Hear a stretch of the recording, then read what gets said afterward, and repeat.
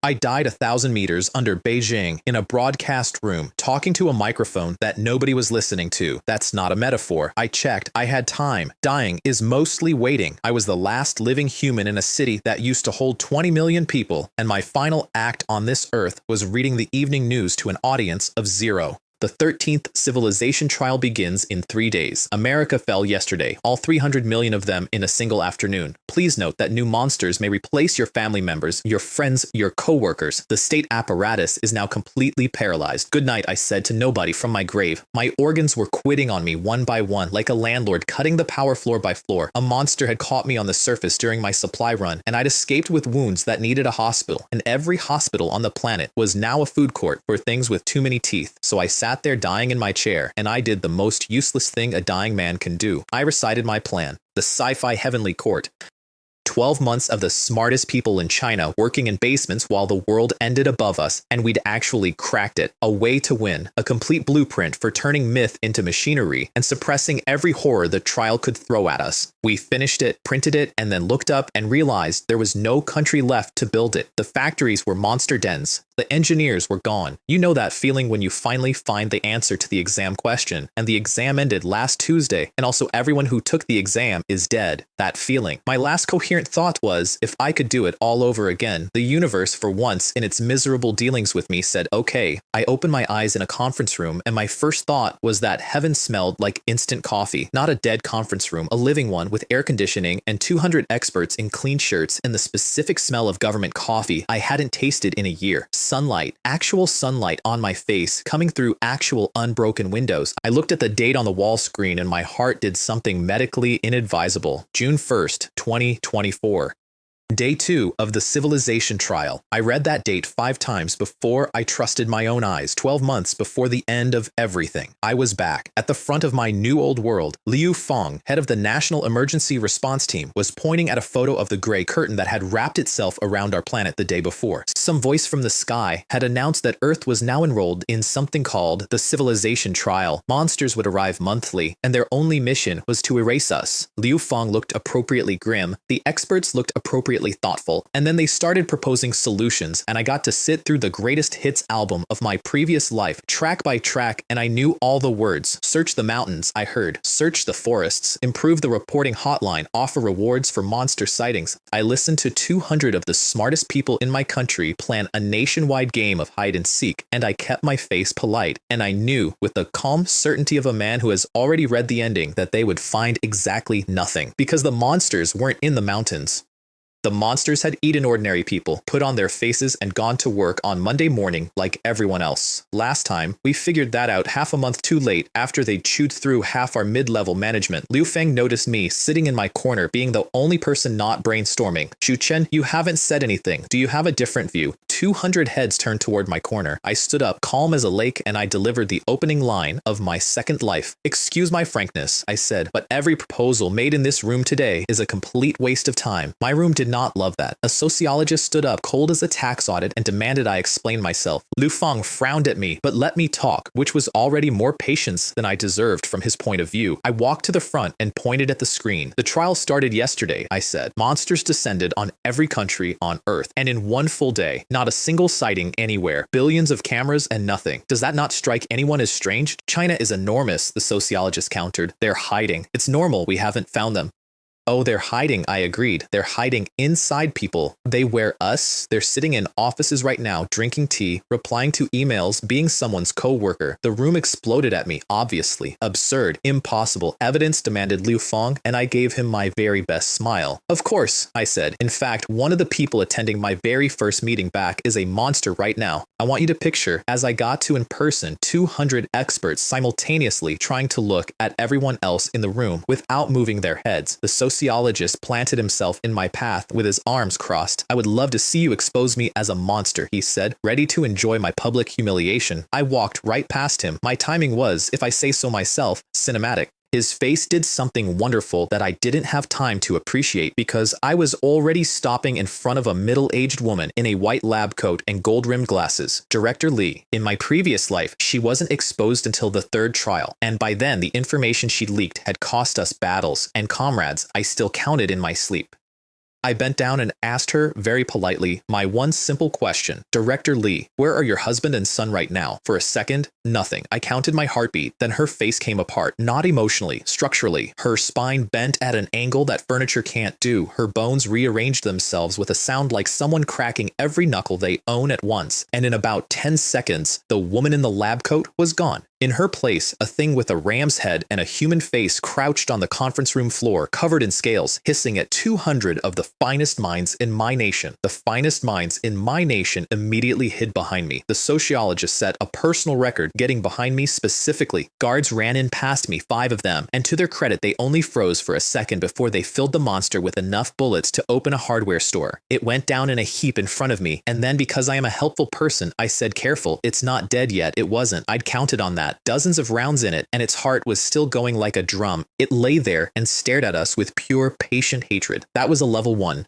Barely a hatchling. The room went very quiet while everyone recalibrated their understanding of the food chain. Liu Fong swallowed and asked how I'd known. I gave him the short version. She was taken yesterday, I told him, right after the trial opened. Her family is gone. She's eaten 2 people so far, which is why 5 rifles could put her down. If she'd eaten 10, she would have advanced, and then everyone in this room would be a rounding error. That's when I dropped the real numbers on them. They eat 10, they reach level 2. A level 2 eats 100, reaches level 3. I recited it from memory because I'd buried people over every line of it. A level 3 eats 1,000, and at level 4, nothing we own short of a nuclear weapon leaves a mark. Right now, today, they are as weak as they will ever be. Every day we spend searching the wrong places, the price of this war multiplies. Liu Fang looked at me the way a drowning man looks at driftwood. I know the look. I invented it 1 life ago. So what do you propose? I picked up the chalk and wrote 5 words on the board. Establish the Monster Research Institute. My handwriting was steadier than my pulse.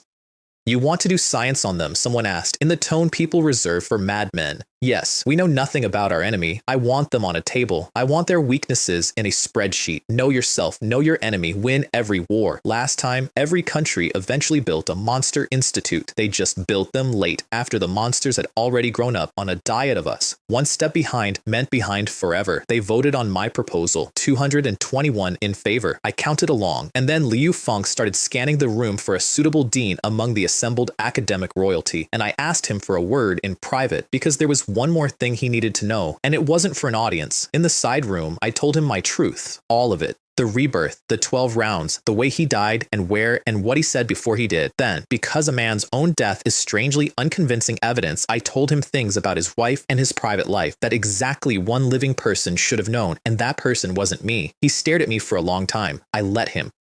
Then he walked back into the conference room and announced over open objections that the first dean of the Monster Research Institute would be Xu Chen, Level 1 National Authority, priority claim on personnel, supplies, weapons, and equipment, a battalion for security. By nightfall, I had my old Ministry of Science campus, an elite staff poached from every department in Beijing, and one very angry ram-headed monster in a tungsten alloy cell. It took half a day to assemble the whole institute. When China decides to move, physics files a complaint. I know. I filed several myself that week. And me? I stood in my new office looking at the org chart of an organization that hadn't existed at breakfast, and I allowed myself exactly 1 minute of feeling things. Last time we got this right in round 12, with the answer clutched in our dead hands. This time I had the answer on day 2. My plan was called the Sci-Fi Heavenly Court, and this time I was going to build the whole thing myself. The next morning of my new life, a tall, beautiful woman in a crisp uniform marched into my office, snapped to attention, and announced, "Dean, Li Meiling, reporting for duty. From now on, I will assist you with your daily work." I stared at her for slightly too long, and I knew it, and I couldn't stop. Not for the reason you're thinking, I promise. In my previous life, Li Meiling was my colleague for years. Delicate-looking woman, worked twice as hard as any man in the building, and died taking a monster with her, holding a rocket launcher she had no business being able to lift. I'd carried that image around in my chest for a long time, and now here she was, 20-something and alive and slightly concerned about the way her new boss was looking at her. "Old Lee," I said, out of the pure habit of a life she hadn't lived. "Dean," she said carefully, "we have just met, right?" "Yes." "Nice to meet you," I said, retrieving my professionalism from the floor. I shook her hand like a normal person who has definitely not watched her die. Then I gave her the first order of the new era. Notify all researchers. I begin my first monster dissection experiment today. They wheeled my guests in an hour later, wrapped in 10 alloy chains, carried by 3 soldiers built like load-bearing walls. The one in front gave me a professional nod and a warning that the thing's wounds were healing fast. Old Chen, relax, I said. He can't flip my sky today. The soldier blinked at me. Dean, do we know each other? Chen Hao. In my previous life, he and I killed over 100 monsters back to back. He was the man I trusted with my life. So many of my times, it stopped being a decision and became a reflex. We weren't supposed to meet for another 3 months. I just skipped the queue. I smiled, said nothing, and picked up my scalpel. Here's the thing about dissecting a live monster in front of 30 researchers who have never seen one. It's a job interview in both directions, and I was hiring. They watched me walk up to a hissing horror from beyond the stars and slice at its chest scales like I was checking a fish at the market. The scalpel barely left a scratch, which was itself data. Monster number 001, I dictated. Code name, undead, ram's head, human face, full body scales, conventional blades and firearms, ineffective. Li Meiling scrambled for a notebook and started writing my words down. Then I took pliers to one of its scales, locked the grip into a winch, and pulled the scale right off. The thing shrieked loud enough to rattle the glassware. I tossed the scale to the materials team. Team 1, I said, defense analysis. Then I clamped the base of one horn, because the horns are the engine of everything this species does, and snapped it off at the root. More shrieking. Behind me, 30 researchers had gone the color of printer paper. Do not pity the monster, I told them without turning from my work. Mercy to them is cruelty to our own. Team 2, the horn. Everyone else, pick a section. I want complete data in 3 days. And here is the thing I genuinely did not predict in either of my lives. They found their nerve, gritted their teeth, stepped up to that table, and within a week, my gentle army of lab-coated intellectuals had studied that monster to death. Not killed it, studied it to death. It simply gave up living somewhere around the 4th full-body teardown. Li Meiling reported its passing with the exact tone of someone announcing a printer jam. Its corpse, she asked me. What should I do with it? Make it a specimen, I said. Hang it in my office. She wrote that down too, very slowly, while giving me a look that said, my new boss decorates with taxidermy, and I have already signed the contract. For the record, I stand by my decor. I've since added 2 more pieces. Meanwhile, the rest of the government was starting to wonder if I was insane. I sympathized. I had the same file open on myself. 7 days of global silence, no attacks, no sightings, and here was this brand new institute vacuuming up budgets, personnel, and equipment like the world was ending, which to be fair, it was. They just hadn't gotten the memo yet. The military politely declined my request to form a dedicated demon hunting squad. We can handle a few animals, they said. You focus on your research. So I sent the cabinet my research, personally annotated with my compliments. I wish I'd been there in person. Picture a room full of the most powerful elders in the country, opening what they assume is another funding request and finding instead a complete biological profile of Monster 001. Feeding habits, recovery rates. The advancement ladder, 10 people to level 2, 100 to level 3, 1,000 to level 4, and a footnote explaining that level 4 laughs at everything short of a nuclear strike, and at the bottom, one small line from our modeling team. Estimated number of undead currently hiding inside China, at least 50. Li Meiling got summoned to the cabinet to verify it in person. She stood in front of a row of men who could reorganize the country with a stomp of the foot, and told them with a straight face that the data was 99.6% verified, and that the specimen had unfortunately been researched to death. Research to death. I'm told there was a long silence. I know why they could treat men to be sheen in the stands and arms, such in odds we don't pay real money for the recording. Then the eldest of the elders picked up a pen and personally signed the document the military had been sitting on for a week. The most elite soldiers of every military region transferred to the Institute unconditionally under my command. They also raised our priority, upgraded my personal security, and handed us something I hadn't even asked for, the national press conference, which is how my beautiful assistant found out about her second job.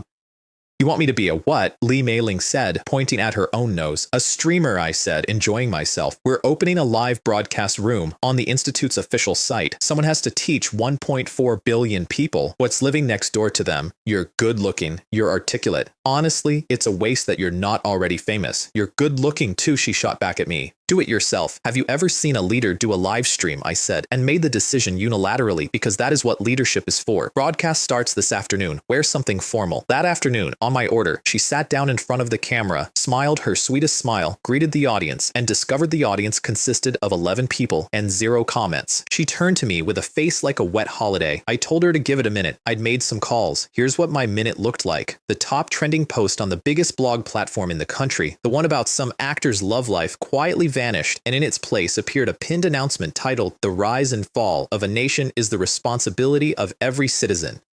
Clicking it dumped you into our stream. Over on the biggest short video app, every single user opened their feed and got jump scared by a full-screen ram-headed monster, followed immediately by our stream. Every TV station in the country began simulcasting. Somewhere in the middle of all this, Lee Mailing looked at the viewer counter, watched it pass 80 million, and quietly forgot how to breathe. Start with the basics, I told her from my chair behind the camera. So she did. She looked into that camera and told my country the truth, the gray curtain, the trial, the monsters that would come every month until we passed or died. And then she read out the document that would become, without exaggeration, the best-selling text on the planet, the Monster Codex. Rule 1, and I wrote these myself, monsters never stray far from crowds. Rule 3, trust no one easily, even your own parents. Rule 5, monsters are hungriest after 10 at night, never go out alone. Rule 6, if your colleague's mouth is red, it's probably not ketchup. It's probably another colleague. 100 million people were online by the time she finished. I counted the zeros twice. The hotline number went up on screen and the switchboard promptly caught fire. Not literally, almost literally. Now I want to be honest with you because I personally read the hotline logs about the quality of intelligence the citizens of my country provided in those first hours because it deserves to be remembered. One man called my hotline to report his roommate on the grounds that he'd found meat stuck in the roommate's teeth, and the roommate claimed he'd eaten hot pot with the caller's girlfriend, and there was simply no way his girlfriend would go to hot pot with that guy. One woman reported her colleague as a monster because he borrowed 3,000 yuan and kept delaying repayment. The operator, a hero of infinite patience, replied, "Ma'am, please do not slander the monster. The monster only eats people. It never borrows money." And then, buried in my pile of nonsense, one call that mattered. A college student whispering into my hotline from inside a dormitory closet saying he just watched a thing with a ram's head eat his roommate. Demon Hunter Squad, I said, and I admit I'd waited my whole second life to say it. Assemble. 300 men, the kings of their respective service branches, gathered in front of me within the hour, and I felt the timeline bend a little. Chen Hao pointed out reasonably that the squad had existed for approximately 1 day and had never trained together. Combat is the best training, I told him. Also, I'll be broadcasting the entire operation live to the nation. Anyone afraid of dying or embarrassing themselves may step out now. 300 men looked at me like I'd insulted their mothers, their grandmothers, and their unit flags all at once. We are not afraid to die, they roared, in a voice that moved the windows. Very good, I said, and meant it more than any commendation I ever signed. Now let's go be embarrassing on camera. The university sat on the edge of the city, and I arrived to 1,000+ students milling in front of the dorms in various states of terror. My whistleblower had seen the monster feed 2 hours earlier, which meant it had had 2 hours to pick a new face. My squad ran identity checks on every student. Every single one came back human. Chen Hao came over shaking his head. Nothing, Dean. We've checked everyone.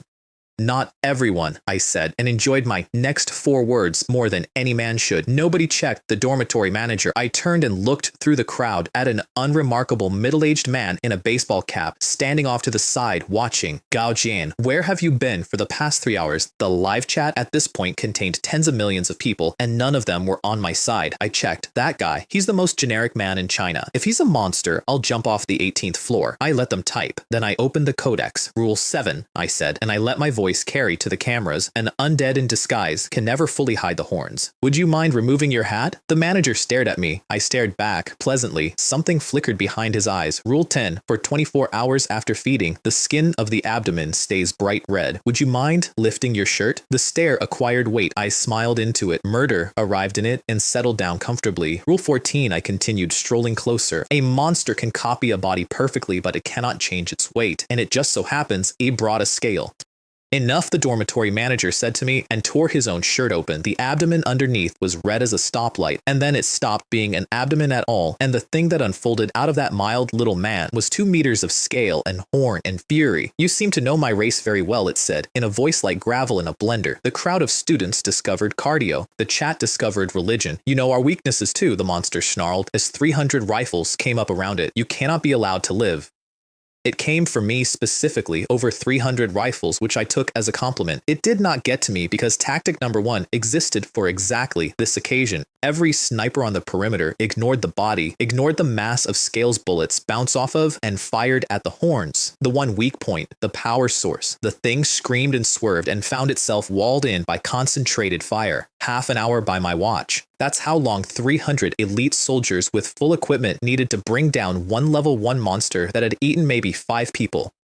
When it finally went down, horns snapped, scales cracked by large caliber rounds. 10 of my men were wounded, including Chen Hao, and I stood there doing my grim math. This was the weakest they would ever be. This was the tutorial. Take it back to my institute, I said, alive. But here's what that half hour bought, and it was worth more than the monster. 100 million people watched it live. Watch the boring dormitory manager turn into a nightmare, exactly as the Codex predicted. Watch the Codex rules expose it one by one on camera. Watch their soldiers hold the line. Somewhere in that half hour, my country stopped thinking of my institute as a punchline, and the chat that had been promising to jump off buildings started typing a different sentence over and over, tens of millions of times. We cannot lose to the monsters. The Codex got printed, memorized, and quoted at family dinners. Strangers on the street started side-eyeing men in baseball caps, and the name Shuchen went from who to him in about 6 hours, which would have been flattering if I'd had a single minute of my day to enjoy it.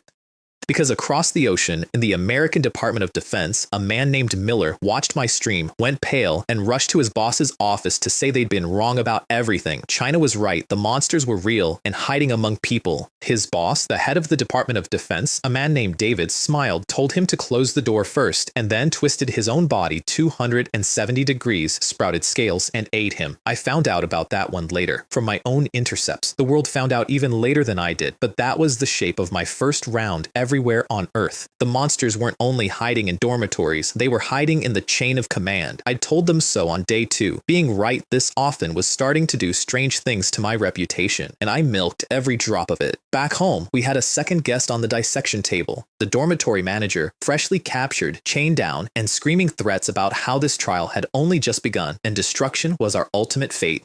Around it stood my researchers, and I noticed something had changed in them. The fear was mostly gone. What replaced it was worse.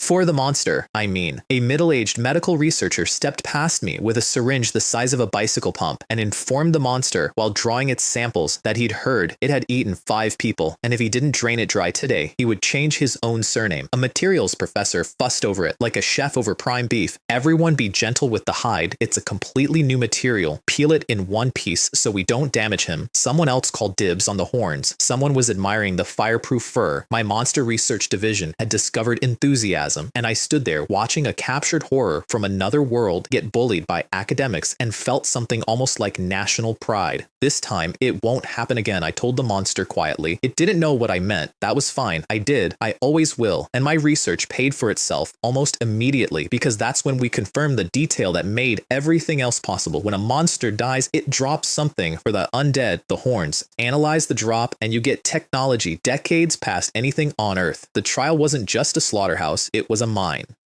Every wave of monsters was a delivery of resources if you were strong enough to sign for the package. My wounded demon hunter squad went straight from the hospital to the training ground, which tells you everything about those men. I sent them a complete tactical manual for fighting the undead, written in the previous life and paid for in ways I didn't put in the foreword. 3 snipers per team, horns first, always. 2 weeks later, a squad of 30 captured a fresh monster in Shanghai with 0 casualties. 0. From 10 wounded per monster to a clean sweep in 14 days. Meanwhile, the rest of the world had finally figured out the monsters were real, mostly by watching cities in smaller countries start to burn, and every government on Earth began frantically copying our homework. Monster institutes everywhere, hunter squads everywhere. The Codex, translated into every language, became the best-selling book on the planet. I'd have felt flattered if my royalty checks existed. Day 15, Lee Mailing brought my world report. America, 42,000 dead. India, 21,000. Japan, 3,700. China, the country with the most monsters and the second largest population on Earth, had the lowest casualties in the world. She said that last part with a little glow. I didn't glow. The numbers weren't my problem. My clock was. And then there was David, the head of the American Department of Defense, turned out to be a monster, which surprised everyone except me, because in my previous life, he'd stayed hidden 2 months longer and gutted their elite forces from the inside. This time, he got exposed early, and when the American military surrounded him with everything they had, he walked out of the encirclement like a man leaving a boring party. Level 2, I told Li Meiling. They advance by eating. He's had plenty. Level 2, she repeated. And what else does level 2 do? Smart question. Wrong time. I filed it. I found out she'd get her answer soon enough because the elders were about to ask me the same thing. The cabinet was in a good mood when I arrived. 49 monsters killed out of a projected 50. They were practically ordering the celebration banquet. Then I told them there were at least 70 left and watched a room full of statesmen do simultaneous arithmetic and fail. You killed 49 of 50, one demanded. How are 70 left? Because level 2 monsters infect, I said. 1 human per day each. Consciousness erased. Body converted. Every level 2 we haven't found is a factory, which means the number of monsters in this country is no longer fixed, and as long as a single one survives, they regenerate forever. And gentlemen, of the 49 we killed, the number that were level 2 was 0. Silence, the kind I could have hung my coat on. Then the eldest asked me the only question that mattered. What do you propose, Dean Shu? And that's when I finally said it out loud in the room where it counted. The plan we'd written at the end of the world. 4 words I'd carried through death and back. The Sci-Fi Heavenly Court. I laid out my blueprint, a defense network covering all 9.6 million square kilometers, sensitive to any abnormal biological signal, celestial mechs, an aerospace mothership, orbital platforms. And when it's complete, I said, getting carried away in a way I do not regret, everyone becomes like a dragon. Liu Fong, my one true believer, was the first to pour cold water. Dean Shu, these things exist only in fantasy. Our technology cannot build any of them. It couldn't before, I agreed. But the monsters have supernatural power, and supernatural power has a source, and a source can be analyzed. Then I put our newest research on the table. The horn of monster 001 cracked open. Inside it, a way of sequencing brainwaves that nothing on Earth had ever imagined. Applied properly, it could remotely locate the brain signature of any living thing. Applied improperly, it could do something else. The elder from the science ministry read to the second page and his hands started shaking. This can remotely stop a brain, he said. This is the power of gods. No, I said, it's the power of engineers. The gods are just the branding. They voted unanimously. The Sci-Fi Heavenly Court plan was launched at national priority, full mobilization with me in charge. The eldest of the elders stood up, this man who had steered the country through decades, and bowed to me. The future of China, he said, is entrusted to Dean Shu. I went back to my office, took out a blank sheet of paper, and started writing names. Wei Haoran, Chen Jin, Wu Lei, Guo Qin, line after line, in my own hand. My comrades from the previous life, the ones who held their posts until the very end, the ones who never gave up and never got to see anything for it. Every name on that list belonged to someone I'd watched die. Now, I was going to watch them live. My recruitment letter went out that night with 6 words at the top. The nation is in peril. Come at once. In a quantum research lab in Liangcheng, Wei Haoran read that letter the night before his wedding. 7 years with his fiancée. Guests invited, blessings received, banquet paid for. The letter said that whoever came would vanish from the world, name erased, contact forbidden for as long as the work required. He sat in his lab for an entire afternoon. Then, he sent her a single message, forgive me, deleted every contact in his phone, packed a bag, and got on the train. In Ziju, Chen Jin got the letter in his brother-in-law's car on the way to the maternity hospital where his wife was due that same day. His brother-in-law noticed his face and told him not to worry. The hospital's equipment was excellent. Sister would be fine. Chen Jin closed his eyes, turned off his phone, and said, turn around, take me to the rail station. His brother-in-law nearly drove them off the road. What mission could possibly matter more than your child being born today? Chen Jin looked out the window at the city, the lights, the people walking around complaining about weather and rent, and said the sentence I have never managed to forget in either life. We were never born in a peaceful era. We were just born in a peaceful country. If someone has to carry it, this time it's my turn. One day later, they were all standing in front of me, and I had to hold my clipboard hard. Wei Haoran, quantum research. Chen Jin, brainwave science. Wu Lei, mechanical materials. Guo Xin, energy dynamics. Dust on their shoulders, red rims around their eyes, and not one single person missing. I'd summoned my ghosts, and every one of my ghosts showed up early. I told them my truth about what was coming. Darkness over all 9.6 million square kilometers. I told them I could not promise them safety or credit or even gravestones with their names spelled right. And then I told them the other thing. No matter how dark the sky gets, there is always someone who burns themselves to light the way forward. Before dawn breaks, we are the only light. They answered me with the last line of my recruitment letter, all of them, in one voice, and the windows rattled for the second time that month. Then they put down their bags and went to work, and the first project of the Sci-Fi Heavenly Court officially began. Its core was the brainwave breakthrough. Its name was the Book of Life and Death. In the old myths, that's the ledger the underworld keeps, the one that decides when every living thing dies. We were going to build it out of machines. 3 days later, the sky spoke again, and I flinched with the whole planet. The nation of San Marino has failed the first civilization trial and has perished just like that. A country of 1 million people, smaller than some districts I administer, converted into a hunting preserve in under a month, over 100 level 2s already breeding in the ruins. Their last messages went out over a dying internet, begging anyone to come. Nobody came. I logged that too. France had lost 3 cities. America was at 60,000 dead and climbing, and the monsters had learned to keep hostages. Entire city populations held as living shields so nobody could bomb them. The world was discovering what I already knew. This wasn't an invasion. It was a harvest. I had watched the harvest come in once, all the way to the last row. I had no intention of watching it twice. While the world burned, one Chinese citizen named Sun Kai, locked down in his apartment in Yangqing, got bored, hopped the firewall, and found foreign forums calling our casualty numbers fake. 769 dead, they scoffed. Impossible. Hypocrites. Sun Kai, a patriot with time on his hands, proceeded to solo the entire comment section. What do you mean fake? He typed. The moment the disaster hit, we built the Monster Research Institute. That monster codex you're holding right now, did you pay intellectual property fees on that?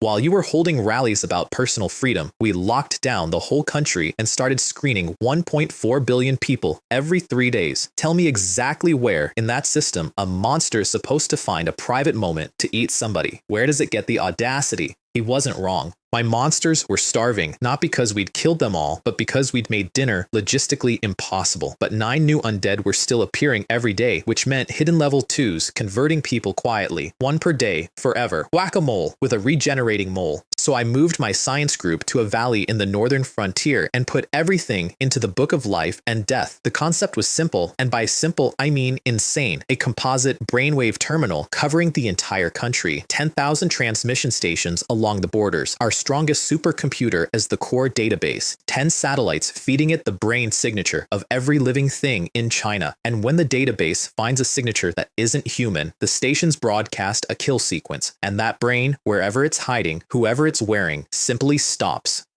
The name stops being poetic when you read my specs. The underworld ledger, the one that decides when you die. We were building the actual thing. Wei Howren's team finished the blueprints in 3 sleepless days. Then he stood in front of me, swaying slightly, and listed what construction required. 10,000 base stations, the nation's top supercomputer, 10 satellites, a year of work, minimum. 12 days, I said, and watch my own audacity land. He looked at me the way you look at a man who has asked you to give birth to a train. But the first trial ended in 12 days, and at the end of every round, the sky grades your civilization and pays out rewards. Last life, our best grade bought us a 10% physical boost. This time, I wanted the top of the scale, and to get it, every monster in my country had to be dead before the bell. So my country did the thing that, in my previous life, I only saw it do when it was already too late. It moved. For me, on my word, highways closed to civilian traffic, and TV stations told everyone why. If you see a vehicle marked Book of Life and Death, yield immediately. All civil aviation grounded.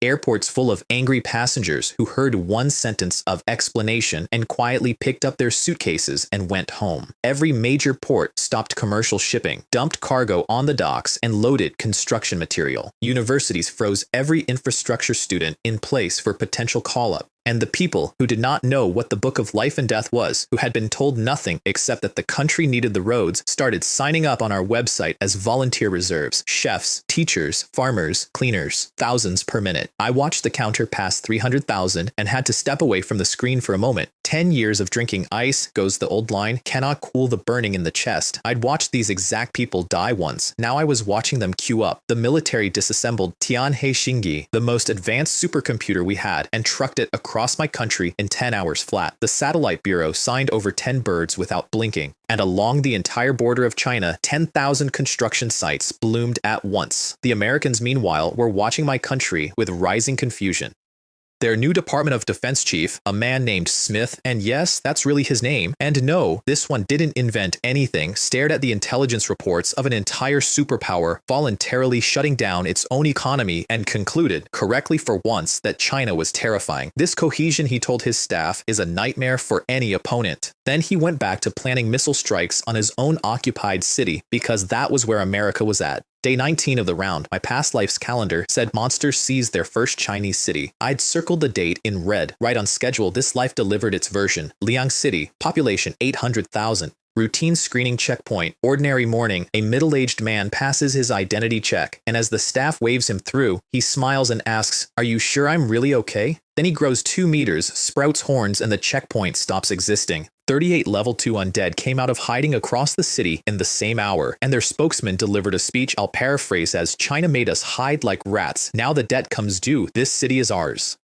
Local police counterattacked and were deleted. The death toll in one afternoon passed everything since the trial began, and the whole country watched it live, because I made sure they did. Li Meiling went on my stream with a voice like steady rain. A division of the army is en route. The entire Demon Hunter squad is en route. Residents of Liang City, return to your homes. Do not flee. Do not clog the roads. And then she said this sentence that the whole country picked up and never put down. The city of China will never fall. Here's the part that broke the enemy's brain, and I know it broke their brain because I watched it happen on a drone feed. The people obeyed. 800,000 people, with 38 unkillable nightmares loose in the streets, went home, closed their doors, and left the roads empty for the army. Across the ocean, this exact scenario had played out in an American city, except every citizen with a car had tried to leave at once. The roads locked solid, the rescue collapsed, and the city fell. Smith stared at our empty streets on satellite and asked his staff a question I'd have paid to hear live. Do they really trust their own country that much? Yes. That was my entire trick. Yes, the battle for Liang City was the worst thing I watched in either of my lives, and I've watched the end of the world. The level 2s were bulletproof and moved like after images. Anti-materiel rifles could hold them. Rockets could annoy them, and anything they touched died. 8 hours in, 50 of my hunters and 200 soldiers were gone, and we had killed 0 of them. Chen Hao stood on the line with 3 gashes across his chest and asked his men, "Are you afraid of dying?" And then answered himself, "Of course you are. I am too. But we are soldiers. Behind us are 800,000 people. They want this city? They can ask us first." The casualty ratio settled at 3,000 to 1. Read that again. I had to. 3,000 of ours for 1 of theirs. The cabinet did that math and understood that killing all 38 would cost 11 divisions. And into that arithmetic of despair, I uploaded a video. "Fellow countrymen," I said into my camera, "I know you're watching Liang City. I know the ratio, but the life and death project after 283 hours is complete. Final startup takes 1 hour. Warriors of Liang City, hold for 1 more hour. When the dragon's roar crosses the land, the monsters die." I finished 5 hours ahead of my own impossible deadline because somewhere in that final stretch, the workers had started collapsing at their posts and getting back up before the medics arrived. My startup was not subtle. 10,000 stations along the border lit up at once, and the interference pattern of my machine's energy crossing my country produced a sound. Radio hiss, wind howl, something like whispering, all of it converging into one long note that every citizen heard at the same time, and every citizen described it to my pollsters the same way. A dragon. The sound rolled across China, and people ran out of their homes to look at the sky. In Liang City, the 37 surviving monsters heard my machine too. They understood faster than the humans did. I'll give them that. They broke off mid-charge and scattered and got exactly nowhere because you cannot outrun a signal. An invisible force reached into each of their skulls and switched them off. 37 2-meter monsters dropped out of the air mid-leap, hit the ground, and never moved again. I let out a breath I'd been holding for 2 lifetimes. Chen Hao stood in the wreckage with maybe 40 men left out of 300 and asked me very quietly, "We won?" And all over my country, the other shoe dropped. In an office tower, a secretary walked in to find her chairman dead in his chair and his corpse quietly folded into a ram-horned monster. Dozens of pillars of society died at their desks that hour and stopped pretending to be human. Every single hidden monster in 9.6 million square kilometers located and deleted in one broadcast. The live chat found the right words before I did. If the King of Hell says you die at midnight, who dares keep you alive till dawn? And then the sky graded us. The first round of the civilization trial has officially ended. Hua Xia civilization, all monsters within borders, eliminated. Exceptional performance, rating SSS. Chinese citizens permanently gain a 100% constitution enhancement. America, rated A, 10%, 746 monsters remaining. France, B, 8%. I listened to the whole list with my eyes closed. Down the list it went, a global report card read out loud to the entire species. And then the reward hit us, and 1.4 billion people changed. Grandmothers who hadn't left bed in years walked to the market. An athlete casually lifted 3 tons. Ordinary people ran 100-meter dashes that would have embarrassed Olympic finals. Overnight, the baseline Chinese citizen had the physical specs of a Special Forces soldier, and the Special Forces soldiers had the specs of something I didn't have a word for yet. The rest of the world received their 10%, looked at my 100, and began, as one, to lose their minds. Flights to my country sold out in hours. We closed the borders to everyone but citizens, and a remarkable number of people who had proudly given up their citizenship years ago discovered the exact resale value of regret. Liu Feng called me that night. "You are a hero of my nation," he said, and I heard his voice do something it never did in meetings, and listed the honors. My title: promotions for everyone on the project, first-class merit for the fallen of Liang City, and a permanent day of remembrance on the calendar.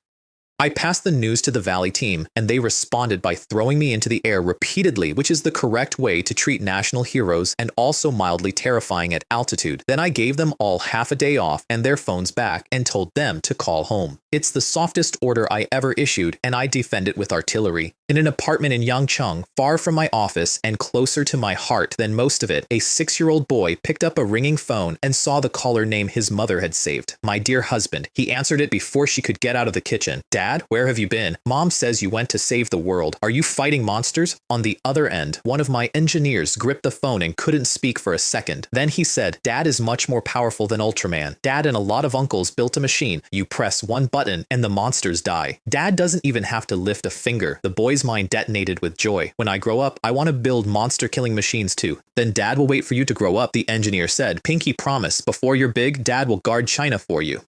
Then his wife took the phone, and the call got harder. "When are you coming back?" "I'm sorry. You're always sorry. I've transferred my whole salary to your account. I have a meeting. I have to go." The busy tone, her crying at the kitchen table while the boy tugged her sleeve and announced that he was a man now and would protect her until Dad got back. All over my China that evening. Versions of that call happened in thousands of kitchens. Some ended in understanding. Some ended in wreckage. Nobody called back to quit. Since ancient times, the saying goes, loyalty and family have never fit in the same pair of hands. Then they all hung up and went back to work, and so did I, because I'd been to a cemetery that morning, alone in my car for an hour beforehand. Thousands of new headstones in tidy rows, the fallen of Liang City. I poured wine on the stone at the front and gave them the report they'd earned. We won. The enemy is annihilated. Under your watch, 800,000 people are alive, and the country is clean. Then I took off my hat and bowed, and behind me, Chen Hao tore his throat open with one word, salute, and 1,000 soldiers raised their hands as one. The clouds actually parted. I'm not saying the sky did it on purpose. I'm saying the sun came out over those stones and nobody moved until it had touched everyone. Danger and triumph I can joke about all day. Not that. Some floors of me stay closed. The world spent the gap between rounds doing homework. Mine specifically. And when round 2 opened, the sky poured meteors again, and every country braced for the sequel. What they got was silence. No attacks, no sightings. Even our book of life and death, scanning the entire country, found nothing. The new monsters had brainwaves indistinguishable from humans, which meant my underworld ledger was suddenly illiterate. The whole country was mobilized. The population was roaming the streets with codex in hand, asking strangers if they were monsters, and we found zero. So I did what any reasonable man does when the enemy is invisible. I ordered every newspaper in my country onto my desk. I ordered every strange news item from the past 3 days collected. 492 reports. A man stole a traffic light to illuminate his living room. A burglar broke into a house and fell asleep. A gentleman curious about phone scams engaged one in conversation to see how it worked and lost 110,000 yuan. And notably, not one single unnatural death nationwide. My assistant compiled all of it, thinking I'd lost my mind. Then I pulled 3 items from the stack, 2 funeral homes reporting stolen corpses, a rural family whose deceased grandfather vanished from his own living room, and the family swears they saw a white bird. The monsters weren't hunting the living. They were quietly eating the dead, growing in absolute silence, taking 0 risks, patient as bankers. And that white bird told me their name, because our ancestors had already written it down. Here's where I have to stop and explain the book, because the book is the twist that broke the entire world's understanding of history, and I'm the one who did the breaking at a press conference on purpose. But first, the immediate problem. I checked the classic of mountains and seas, the oldest and strangest text in China, the one every kid knows as a bestiary of impossible creatures. Southern Mountains chapter, a bird on Mount Daoguo, shaped like a quail, white head, 3 legs, human face.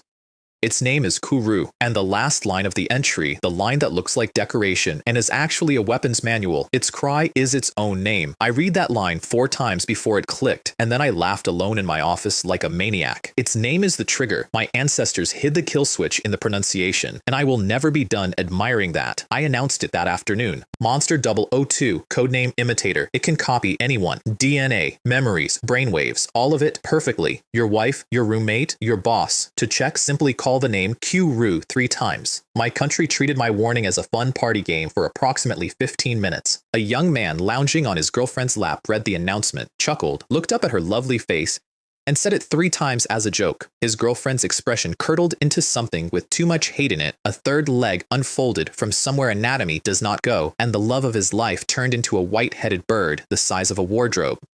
Elsewhere, a student burst into his dorm to share the funny new meme with his 3 roommates, noticed all 3 of them had gone very still, tried it anyway, and discovered he'd been living alone for 2 weeks. My hotline melted. The Demon Hunter Squad, now wearing armor forged from undead scales, rolled out nationwide, and the rest of the world copied the technique within a day. France and America and everyone else shouting an ancient Chinese bird name at their own citizens, which as mental images go still sustains me in difficult times. By day 3, I'd caught 28, and inside their skulls, the researchers found something new, a 12-sided crystal humming with strange energy. Remember that crystal. It's a loaded gun on my table, and my story is long. Meanwhile, the Americans had captured more imitators than me, and their Department of Defense held a press conference about it, which I want to describe with the respect it deserves. Smith took the podium and announced that America's achievements had completely surpassed China's. When a journalist asked whether their measures were copied from China, he said, and this is a quote I cherish, "Plagiarism is nonsense. All measures were my own original creations. I signed the documents personally." His research institute had, at that time, adopted our monster numbering system, our codex, our hotline, our 3-day screening cycle, and our live stream format. His secretary took notes in silence. I have adopted that man emotionally. That secretary took a lot of things in silence. I've often wondered about his inner life. And then, mid-champagne, the second round showed its actual teeth. Then my morning briefings got surreal. Small countries started declaring war, not on monsters, on everyone. A nation of 8 million attacked 20 major powers simultaneously, including bombing an American military base, and when asked to explain, blamed an intern. The intern was reportedly dismissed. I still have questions about that intern's severance package. Someone shot down an airliner, someone shelled France and refused responsibility on the grounds that their military exercise had malfunctioned. Within days, 40 small countries went rabid at once, all of them trying to drag the giants into a world war. Smith, to his genuine credit, figured it out fast. The leaders of those countries were imitators, level 2. Imitators on whom the name trick doesn't work, wearing presidents and prime ministers like costumes, steering entire nations into mutual destruction so civilization would save them the trouble of a war. The monsters had stopped fighting humanity and started governing it, and our book of life and death couldn't see them. Our codex couldn't expose them. Every tool we had was blind. Somewhere in my country, unknown numbers of level 2 imitators were quietly replacing officials, executives, and who knew what else, and every important man in China started looking at his own secretary with fresh interest. The cabinet asked me what we do when we can't find the enemy. I told them from the head of my table that we build a bigger mirror about that press conference. It had happened in the gap before round 2, and without it, nothing that came after makes sense. So here's what 1.4 billion people and I did to the official history of planet Earth. The Americans had just held their own conference announcing the trial would probably end in a round or 2, pure sedative, 0 evidence. Our cabinet asked me to hold one as well, to calm the public. I stood in front of the cameras, listened to the first question, when will the trial end, and calmed the public as follows. Once the civilization trial begins, it does not stop. Ever. Either we pass every round or we're erased. Backstage, Hu Fong reportedly whispered, I asked him to calm them, but I wasn't done because the reporters demanded evidence and I'd brought a book. This isn't Earth's first trial, I said. The last one was 5,000 years ago. Every ancient civilization you learned about in school that mysteriously vanished, the Maya, Atlantis, Sumer, Babylon, they didn't decline. They failed, all of them, in the same era, in the same trial. Earth is 4.6 billion years old. Did you really think we were the first tenants? And then I held up the classic of mountains and seas, the book of impossible creatures every Chinese child grows up with, and said the sentence that emptied every bookstore on the planet. This is not mythology. This is a civilization trial manual left behind by the only civilization that ever passed. Uproar. Evidence, they screamed at me. So I read them the entry from the Southern Mountains chapter. A beast on Mount Shun, shaped like a sheep. It cannot be killed. And its recorded name in a book written thousands of years ago was Undead. A reporter physically grabbed the book from my hands, found the page, read it, and backed away from the podium like the paper was hot. Think about what a complete manual means, I told them. Tapping my copy, the book records over 200 distinct monsters. One species arrives per round. A civilization on the brink of extinction doesn't write encyclopedias. Only a civilization that survived 200 rounds could have cataloged 200 monsters. Our ancestors didn't just endure the trial, they finished it. And every myth you know is an after-action report. The Yellow Emperor's war against Qi Yu, the monster with 3 heads and 6 arms who ate iron and flew, that was the final boss of the last trial. The 9 Heavens mystic maiden who descended from the sky to turn that battle read the description closely. A platform that arrives from the heavens, commands battlefields spanning thousands of miles, dispenses weapons to the people. That is not a goddess. That is a space-based strategic weapons platform built by people who started the trial without electricity. Mount Buzhou collapsing, that was the enemy destroying our ancestors' dimensional pillar weapon. Noah mending the sky, a vessel repairing a breached orbital defense. Huyi shooting down 9 suns. I'll let you work that one out yourselves. 5,000 years ago, on this exact land, people went from eating raw meat to leaving the planet, I said. The book says the Yellow Emperor ascended on a cloud. He didn't die, ladies and gentlemen. He passed the final round and the whole nation left with him. 5,000 years later, standing on the same land, we will write our own legend. I bowed. My room came apart, and my country, which had been afraid, stopped being afraid and became something the rest of the world found genuinely unsettling. Excited, netizens started openly hoping the next monsters would hurry up. The classic of Mountains and Seas sold out online within the hour, then sold out of every physical bookstore in my country, including the preschool picture book editions, and then became the best-selling book on Earth, ahead of the Bible.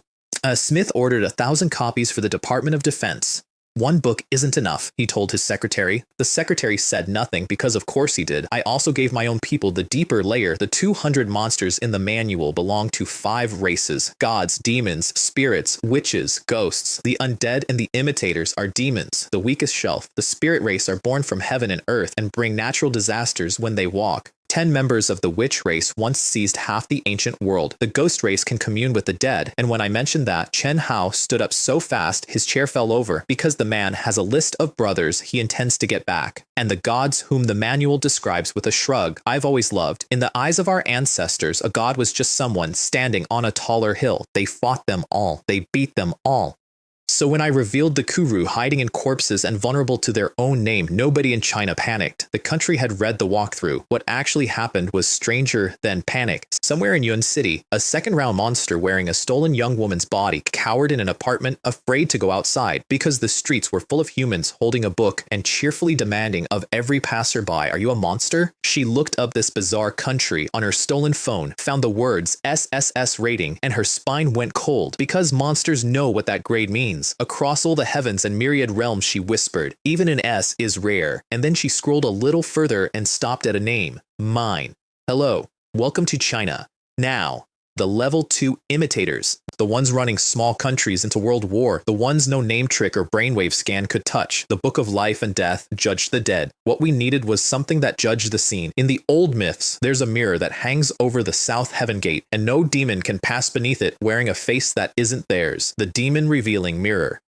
The physics, when I laid it out for the cabinet, turned out to be almost rude in its elegance. An imitator copies everything: DNA, memory, brainwaves. But every race carries one signature it cannot fake: its own electromagnetic emission. Light itself is an electromagnetic wave, which means if you can seize control of the light over an entire country, reconstruct every reflection according to the true signature underneath, then every disguise in China simply stops rendering. You don't detect the monster, you revoke its costume. My engine came from that 12-sided crystal in the imitator skulls. Professor Lin Tao, our top electromagnetics man, discovered it amplified wave amplitude 10-fold and energy flow 20-fold, then spent a full minute hyperventilating about real-time conversations with the sun before I dragged him into a classified meeting and showed him the actual plan. Step 1, build amplifiers around the crystal. Step 2, forge a mirror. A bronze mirror, 400 meters across, 2 meters thick, 10 million tons of copper, more than the nation's annual production. Step 3. Park it on the summit of Kunlun Mountain, the roof of our mythology, and charge it with the entire country's industrial electricity for 5 days. The cabinet did my math on step 3. Industry was 2/3 of the national grid. 5 days of blackout meant factories dead, transport dead, malls, schools, hospitals dark. One elder summarized, "You're asking us to return to a semi-primitive society." Then the eldest said one word, worth. And Liu Feng added the line that ended the debate. Rebuilding the artifacts of heaven with our own hands is a romance that belongs to this nation alone. Chen Jin took the mirror job from me with a 7-day deadline and a personal pledge involving his own head. I made him retract the head part. 32,000 workers went up Kunlun with him, and the country went dark. Here's what nobody planned. We told the public nothing for security. Just an announcement. Industrial power is being diverted. Please reduce household usage. And the people who did not know what we were building or why began voluntarily switching everything off. Lights, air conditioners, set-top boxes. After a viral post revealed those quietly drink power all night. One man turned off his aquarium filters and apologized to his fish on camera. Residential usage is 1/3 of the grid. They squeezed it down until the Kunlun feed line was drinking 81% of national output, and my chief engineer came to me holding the numbers like they'd bitten him. Where did the extra 7% come from? I checked, and then I had to stand at the window for a while. The extra 7% was living rooms. It was families sitting in the dark on purpose, pushing their share of the light up a mountain to us. My 5 days of charging became 4, and then the 4th morning came, and everyone in China looked up and forgot what they were doing. The halo over Kunlun had condensed overnight into a perfect circular mirror hanging in the sky, and reflected in it, faint at first, then sharpening, was China, the Yellow River, the Yangtze, Mount Tai, the Great Wall crawling its ridgeline. Every person in my country from any province could look up and see the whole homeland at once floating above them like a portrait the sky had decided to paint. Then the characters appeared, and I received the only request my 32,000 mirror builders ever made. I'd approved bonuses for all of them, 100,000 each. Their foreman came to me embarrassed, saying the workers didn't want the money, they wanted something else, and it was against the rules, and he'd already scolded them. I asked what it was. They want their names engraved on the mirror. Who said it's against the rules? I said. A man with a mortal body did the work of gods. His name should be on the artifact. Send the bonuses anyway. So when the mirror finished forming, 32,000 names surfaced across that reflection of the motherland, tiny and stubborn, floating over the mountains and rivers like a guard roster. In a courtyard in Ajo, a small boy pointed at the sky and screamed that it was his father's name, and his friends laughed at him. "Your father is just a bricklayer. My father said so." The kid was crying and pointing. "That's my dad. He's on a national mission." Then the adults came out and looked up and read and stopped laughing. All over the country, people stood in the streets talking to the sky. "Al Lang, our baby was born. She's 1 month old. Come home when you can. Dad, I enlisted. I report tomorrow. You always said I'd never amount to anything." An entire nation saying the small things, the grocery list things, the things that are actually everything, to a mirror full of the names of people who had vanished from their lives to build it. American intelligence, I learned later, hired a translator to work through my inscription. He read out Wang Wenzhong, Li Yueran, Zhao Santuo, Yu Ju. Smith asked what strategic significance the words carried. The translator said, "Sir, I believe they're construction workers." At sunset on the 4th day, I gave the order, and the mirror opened its eyes. The light coming off it rippled once, like a pond accepting a stone, and everywhere that light touched, reality got re-rendered according to the truth. The mountains stayed mountains, the people stayed people, and 72 things that had been people a second earlier were suddenly large white-headed birds standing in offices, cars, and at least one cabinet building. I mean that literally.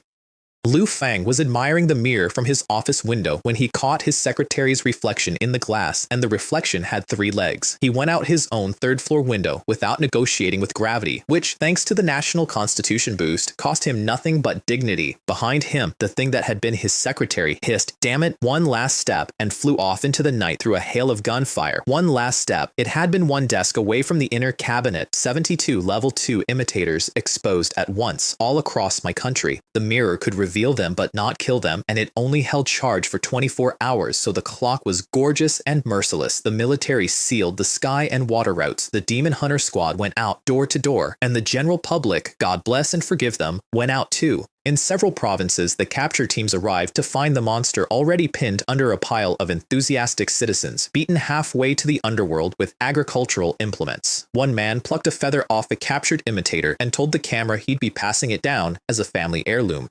Li Meiling spent the whole night on stream begging the population to please stop assisting with the tone of a kindergarten teacher at a knife fight. 19 hours. I stayed awake for all of them. 71 captured out of 72. The one that got away, a certain fake appliance brand chairwoman who'd been planning to social climb her way into the government, made it across the ocean under her own wing power, muttering that she'd rather take her chances in America, the country with, in her words, a bit less nutrition. Even the monsters had figured out where the difficulty settings lived. The small country's rabies cleared up almost overnight, by the way, which I claim zero official credit for and full private credit. Their imitator leadership saw what happened to disguises under our sky and got very, very quiet. And somewhere in the American Department of Defense, Smith read the reports, connected the mirror to the myths, and had a small philosophical crisis on the record. They are rebuilding the treasures of heaven with technology, he said. We are building supermen. What if we chose the wrong religion?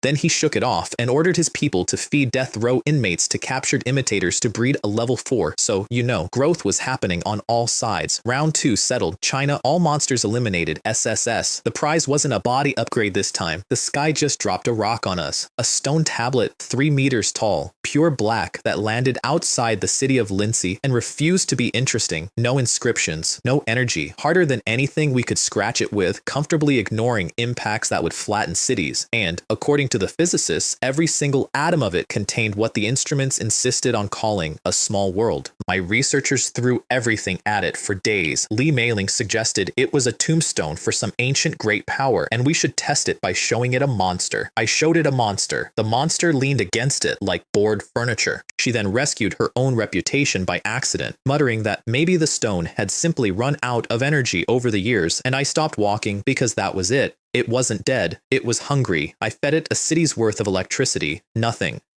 It drank 2 days of power like an aperitif, so I tried the other battery we had, the 12-sided crystals from the imitator skulls, tossing them in one at a time while my researchers made sounds of physical pain around me. 98 crystals, 99, and at 100 the tablet shivered, reached out with something that was not a hand, and pulled me inside. I want to be precise about what was inside that stone, because it matters more than every weapon in this story. I was standing on a country road between golden wheat fields, wearing the robes of a scholar from 25 centuries ago, with a wooden token at my belt I'd never owned. 2 teenage students in coarse linen sprinted past me yelling that the headmaster was about to lecture. I followed them up the mountainside to a gate, where an old gatekeeper scolded me for dawdling and checked my token, and above the gate hung a dark plaque with 4 characters: Jixia Academy. If you slept through history class, and I say this with love, Jixia Academy was the real place 2,500 years ago where the 100 schools of thought were born.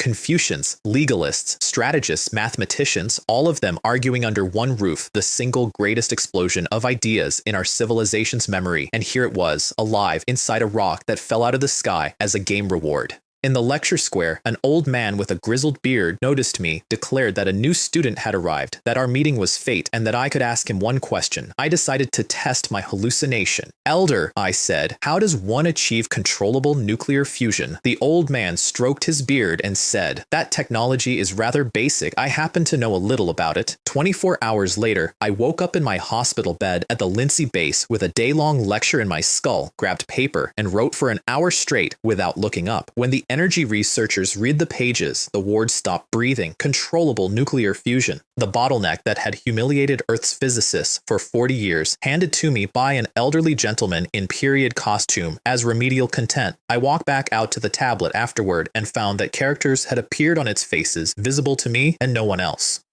On the front, Jixia Academy, and on the back, 4 characters that hit me harder than any monster in either of my lives. China, forever prosperous. Understand my position. This tablet was a reward issued by the civilization trial, the same trial that exists to exterminate us. And on the back of its prize, someone had carved a blessing for my country, in my language, and hidden it from every eye but mine. Somebody inside the machinery of our extinction was helping us, had maybe always been helping us. And people who are winning don't leave notes like that. You don't carve forever prosperous unless you're afraid someone won't be. I didn't give myself the luxury of dwelling because the 3rd round was incoming, and it opened with the most cursed piece of intelligence sharing in the history of international relations. The Americans announced they'd identified the next monster in advance. How? Well, their fugitive level 4 situation is a story I'll get to, but the short version is they'd captured our escaped imitator, and their interrogation methods worked, and she gave up her cousin. The incoming species was the Zhujian, leopard body, human head, ox ears, 1 eye. 2 innate talents, monstrous strength, and a sonic scream that ruptures everything within a kilometer. Combat rating, the strongest thing to touch Earth so far. The Book of Life and Death disagreed about the significance of this. Round 3 began. Meteors fell. My board lit up with 198 incoming brain signatures. The kill command went out, and 197 monsters died before finishing their first breath of my planet's air. Elapsed time from descent to extinction, about 10 minutes. I timed it against my T. On my national stream, a student posted that his roommate had suddenly collapsed and turned into a leopard, and his main complaint was that he never got to see it alive. Another viewer reported his boss had died mid-sentence while docking his pay, and asked whether the institute could schedule future rounds during performance reviews. One survivor, in Jinling, a single Jujian shrugged off the kill command thanks to a protective talisman from an elder of its clan, and made a run for the border at highway speeds. The Pursuit Force wore military noise-canceling earphones, a gadget we'd originally built against ultrasonic weapons, which happened to shred the exact frequencies the Jujian scream lives on. The monster stopped, roared its race's ultimate sonic technique at our troops, and watched a flock of geese explode out of the sky while the humans below reloaded, unbothered. It tried twice more, ate the backlash of its own secret art each time, started coughing up its strength, and took a rocket barrage to the everything. Its last words before losing consciousness were, "Why is it useless?" Then it woke up in my interrogation room wearing 18 alloy chains. Its name was Xu Jian. Remember him too, he's my favorite, and I will be taking no follow-up questions. Of everyone in this story, no one suffers more educationally. Interrogating monsters, I learned across 3 species, has a hard ceiling, and the ceiling isn't stubbornness. Ask a monster its name, its clan, its homeworld, and it'll eventually talk. Ask anything that touches the trial itself, who runs it, why, how, and something invisible reaches into the creature and squeezes. Shijin tried to answer me once out of sheer terror of my research staff, and instead of words, he self-destructed his own heart meridian on the spot and had to be rushed to the lab for resuscitation. Some rule, written by whoever runs this carnival, gags every contestant. The organizers had lawyered the universe, but around the edges of the gag, he leaked treasure.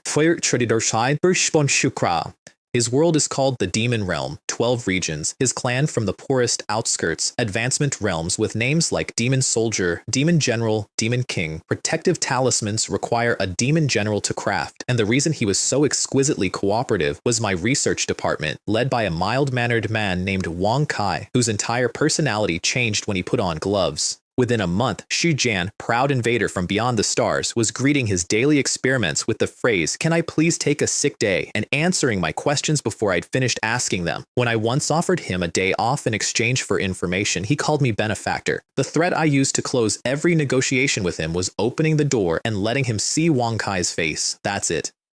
That's the whole technique. The Hague can email me. His cousin, my second favorite prisoner, was having a worse time, which he refused to believe until the details came in. Kui Hua, our escaped imitator, had made it to America, eaten a wealthy woman in Florida, and, in a display of operational security for the ages, created a group chat on a human social media platform for surviving monsters, discussing their plans in text. The FBI, which monitors approximately everything, read along for a week and then kicked her door in mid-scheme. It turns out that of the 100+ imitators who descended on China, exactly 8 survived worldwide, and their group chat reads like a support meeting. China is too scary. I want to go home. You can't go home. The mission isn't complete. Japan is great. I've eaten 10 people in 3 days. In American custody, Kui Hua was interrogated with a pain amplifier and force-fed prisoners until she accidentally leveled up twice, hit the Demon General realm, and awakened something monsters call a racial imprint, an inherited vault of ancestral secret arts that maybe 1 in 100,000 ever unlocks. Her clan would have crowned her a chosen prodigy. The Americans just kept feeding her. Her tearful complaint to her cousin over their long-distance secret technique, and I quote the intercepted sentiment, "They want to stuff me to death." Xu Jian, hooked up to his 16 hours a day research schedule, heard about her buffet imprisonment and reported feeling, quote, complicated. Then he did something I still grade as genuinely dangerous. He talked his newly buffed cousin into a rescue mission. "You're a future demon emperor," he told her. "China isn't strong. I was just careless. Sneak in, free me, and together we'll be invincible." She bled the American tracking chip out of her own arm using his instructions because a monster who's been researched for 3 months absorbs a lot of methodology, crossed the Pacific on her own wings, and entered China with a plan. Disguise, blend in, take the high-speed train to Beijing. The mirror was between charge cycles. Didn't matter. We'd built something new by then, and I'll get to it. But the practical summary is that she looked up, saw lightning as thick as tree roots assembling over her head, had time to transmit the words, do they really think I? And the message cut off. She woke up in my cell block next door to her cousin, power sealed by a neutralizing agent our lab had developed. And I want you to savor this detail. An agent developed through months of live testing on Shujin himself, his own suffering, weaponized against his family reunion. When she asked him how he knew so much about the suppression drugs, the man sighed the sigh of the ages and said, "Do you think I've been here 3 months on vacation?" The two of them now share a wall. They chat telepathically at night. We know because Shijin tells us everything, usually unprompted, sometimes in writing, occasionally formatted. Anyway, my round 3 settlement came due, and with it, my favorite subplot in the entire war, Pakistan. Mid-round, our oldest ally had come under real pressure. 19 cities seized, 100,000 monsters breeding inside them, their military breaking its teeth on level 3s. They sent us a request for help, and unlike every other request on my desk, theirs read like a blood oath. Whatever it costs, whatever you ask. So I sent aid. Specifically, I sent Chen Hao and about 100 guys. I treasure my reports of what happened at that airport. The Pakistani command turned out in full dress to welcome the mighty Chinese reinforcements, watched a single transport plane taxi in, and their general, Omar, asked the reasonable question, when does the main force arrive? Chen Hao, unloading a satellite uplink, replied, there is no main force. Omar, visibly recalculating his country's future, gently suggested they radio home for more people. Chen Hao finished his equipment check, dialed the northern frontier, and said one word, activate. Back home, my 10,000 border stations hummed. The Book of Life and Death, freshly upgraded on the back of our new fusion plants, extended its reading range past our borders for the first time. A faint dragon's roar rolled across Pakistan. Every undead and Zhu, Jin and their country dropped dead between one heartbeat and the next, and Chen Hao told a stunned general, all your monsters should be dead now. Please prepare trucks. The corpses are ours. That's the fee. 19 cities liberated in an afternoon by a phone call. In Kashmir City, the survivors poured into the streets as the army rolled in, and a 5-year-old girl asked her mother, who is China? Did they avenge Papa? Her mother, who had studied abroad and knew us better than most, held her and said, that's another country. They have always been amazing. The corpse fee, all 112,983 of them, mattered more to me than it looked. And here's why. Remember the 12-sided crystals? Our archaeologist professors had cracked what they actually were, and the answer rearranged everything. In the classic of mountains and seas, the West Queen Mother, one of the fiercest gods of the last trial, occupied Kunlun and cultivated miraculous plants from something called the Undying Tree, fruit of wisdom, fruit of flight, fruit of immortality. And the seed of the Undying Tree is described precisely as 12-sided. The crystals in the imitator skulls weren't organs, they were seeds planted in a disposable courier species and shipped to every civilization in the trial. The West Queen Mother's original farming method, per the old text, was to implant the seeds in human beings and let them grow on our nutrients. 5,000 years later, every country on Earth was gobbling those crystals up to make superhumans, voluntarily becoming flower pots and calling it progress. Every country except one. We did the opposite. I ordered our crystals planted in a sealed chamber and fed with monster corpses instead. If the enemy wants their seed grown in people, then grow it in monsters and see what sprouts. The seed ate my entire corpse inventory in a week and demanded more, which is why Pakistan's 100,000 bodies were worth more to me than their weight in anything. And the sky, settling round 3, decided to be funny about the whole arrangement. China, all monsters eliminated, SSS, and the reward this time reshaped daily life more than any weapon. A permanent 100-year extension to the national lifespan limit. The stream reaction remains one of the great documents of our era. Bedridden grandmothers sprinting to buy soy sauce, a 19-year-old realizing that if 90 is the new prime of life, he was now legally a toddler. And then the slow dawning horror in real time, wait, if we live to 200, when do we retire? Followed by, my great-grandfather just started walking again. Does he have to go back to the factory? And Pakistan, who had contributed to the round by lying down while I deleted their monsters, received their own perfect rating. SSS, 98%. Constitution boost for all 300 million of them, an award for outstanding performance in the field of having good friends. The rest of the planet lost its collective mind. Korea had killed triple their number and gotten 1%. Smith reportedly threw a coffee cup. I sent him a replacement, anonymously, with my institute's logo on it. Omar, meanwhile, addressed his general staff with the strategic doctrine that would carry his nation through the apocalypse. And I frame it on my wall in spirit. We simply follow our big brother, and we will pass this trial.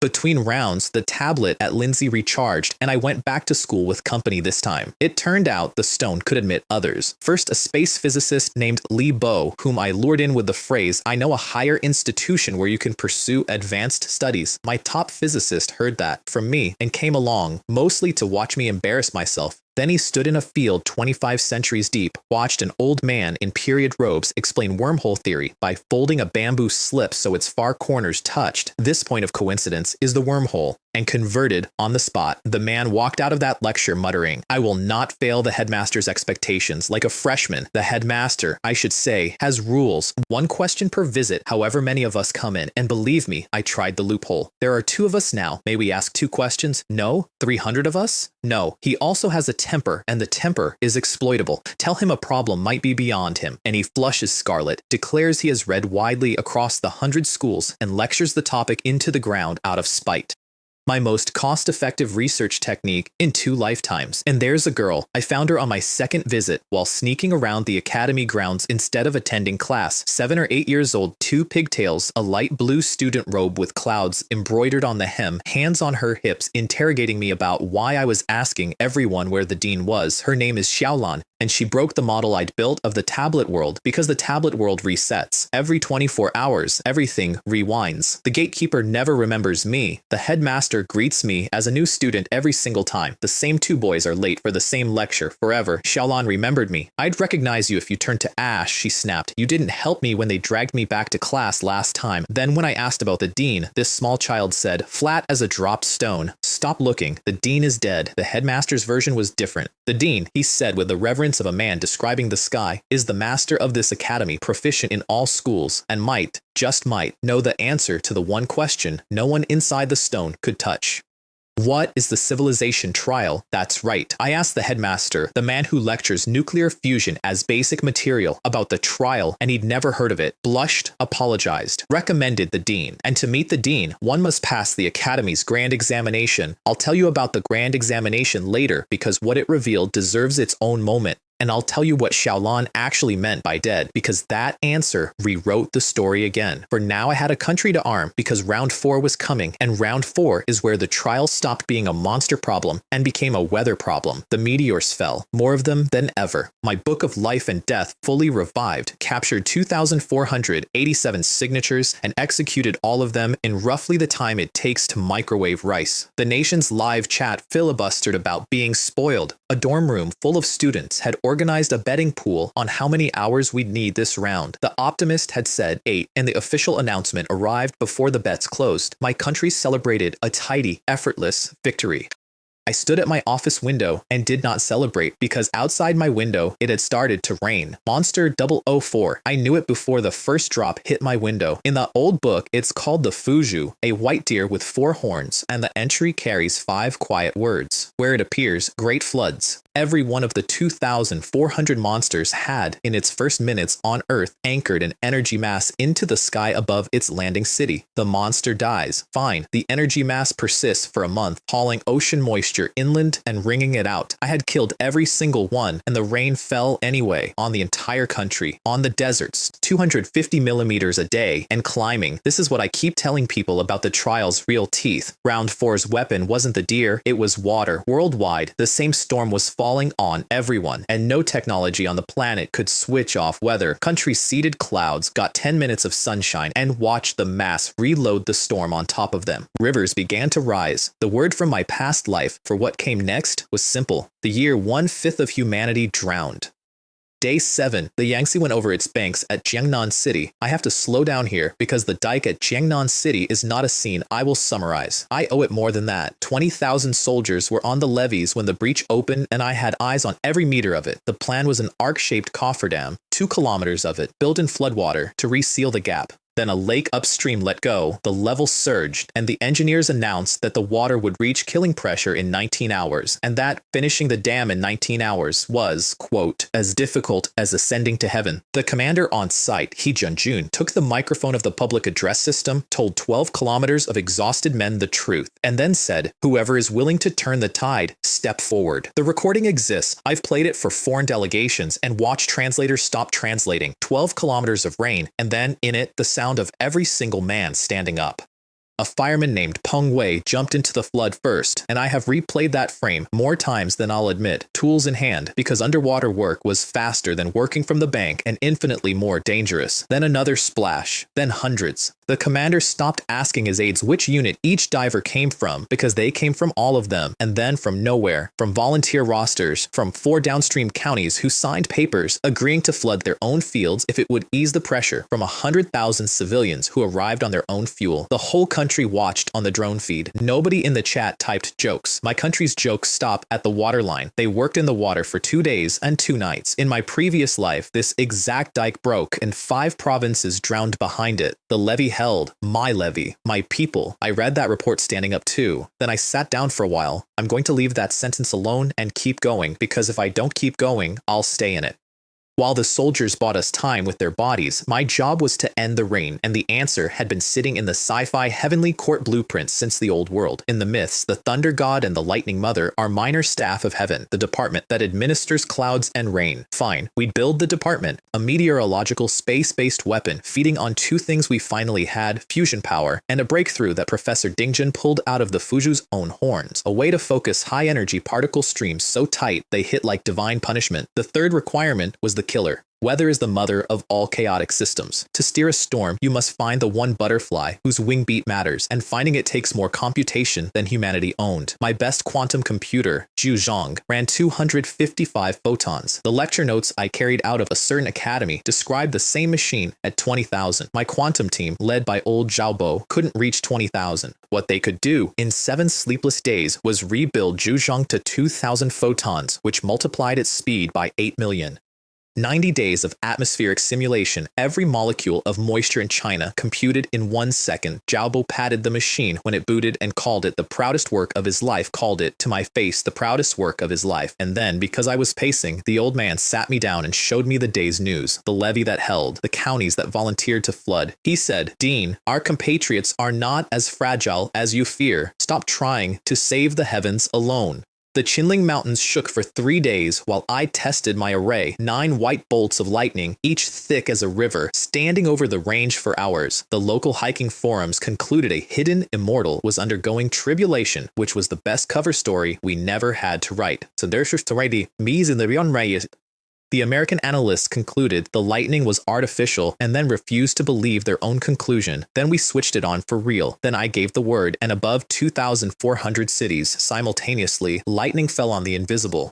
The energy masses that no bomb could touch soaked up focused particle beams at 20,000 degrees, 10 nuclear bombs of energy per strike delivered to a point, and one by one they shredded, dissolved, gone. Then phase 2, Zhejiang computed 30,000 butterflies, 30,000 tiny interventions across my country's atmosphere, and the array flicked each one. A cloud nudged here, a temperature gradient tilted there. On the 17th day of rain, a firefighter in Jiangnan City looked up mid-rescue because the drops on his face were getting lighter. All over China, the clouds thinned, broke, and let the sun through on schedule by executive order. The weather of my country had a control panel now, and we owned it. The world watched our skies clear while theirs kept pouring, and something in the global mood snapped. It wasn't envy anymore. France's disaster office concluded in a leaked memo I've read many times, we finally understand where their confidence comes from. And Lu Fang gave the press conference of his life, the one where a reporter demanded to know our real death toll, and he gave it exact, unrounded, while other nations hid theirs.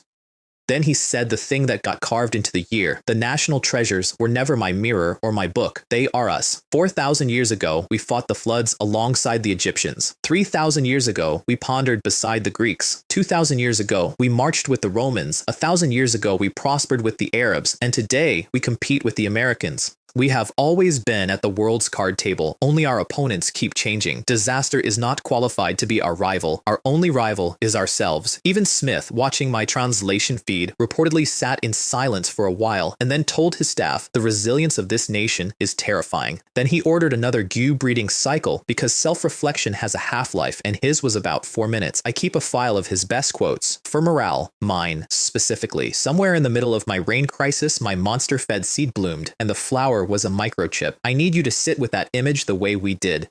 A plant grown from a 12-sided crystal, fattened on 5,000 monster corpses, 3 meters of stem covered in interlocking thorns, and one morning it put out a bud, and the bud was a chip. Circuitry, pins. The botanist stood at the glass, whispering that it violated every growth pattern in the kingdom, and our archaeology consultant found it in the old book within the hour. St. Wood Mondu, growing on Kunlun's western slope, guarded in myth by the West Queen Mother's own beast general, eat its fruit and gain sagely wisdom. When the chip ripened and dropped, I had it tested within the hour. Fingernail-sized, 1 trillion transistors, beyond what any lithography machine on Earth can print. And its payload, the part that made our geneticists start crying into their masks, was a complete map of the 120,000 gene sequences of the human body. Complete. Modern science, after a century of work, had decoded about 1% of us. This chip carried all of it, plus one function. Inserted into a human body, it begins, autonomously, to unlock the rest. You may know the folklore version. I grew up on it.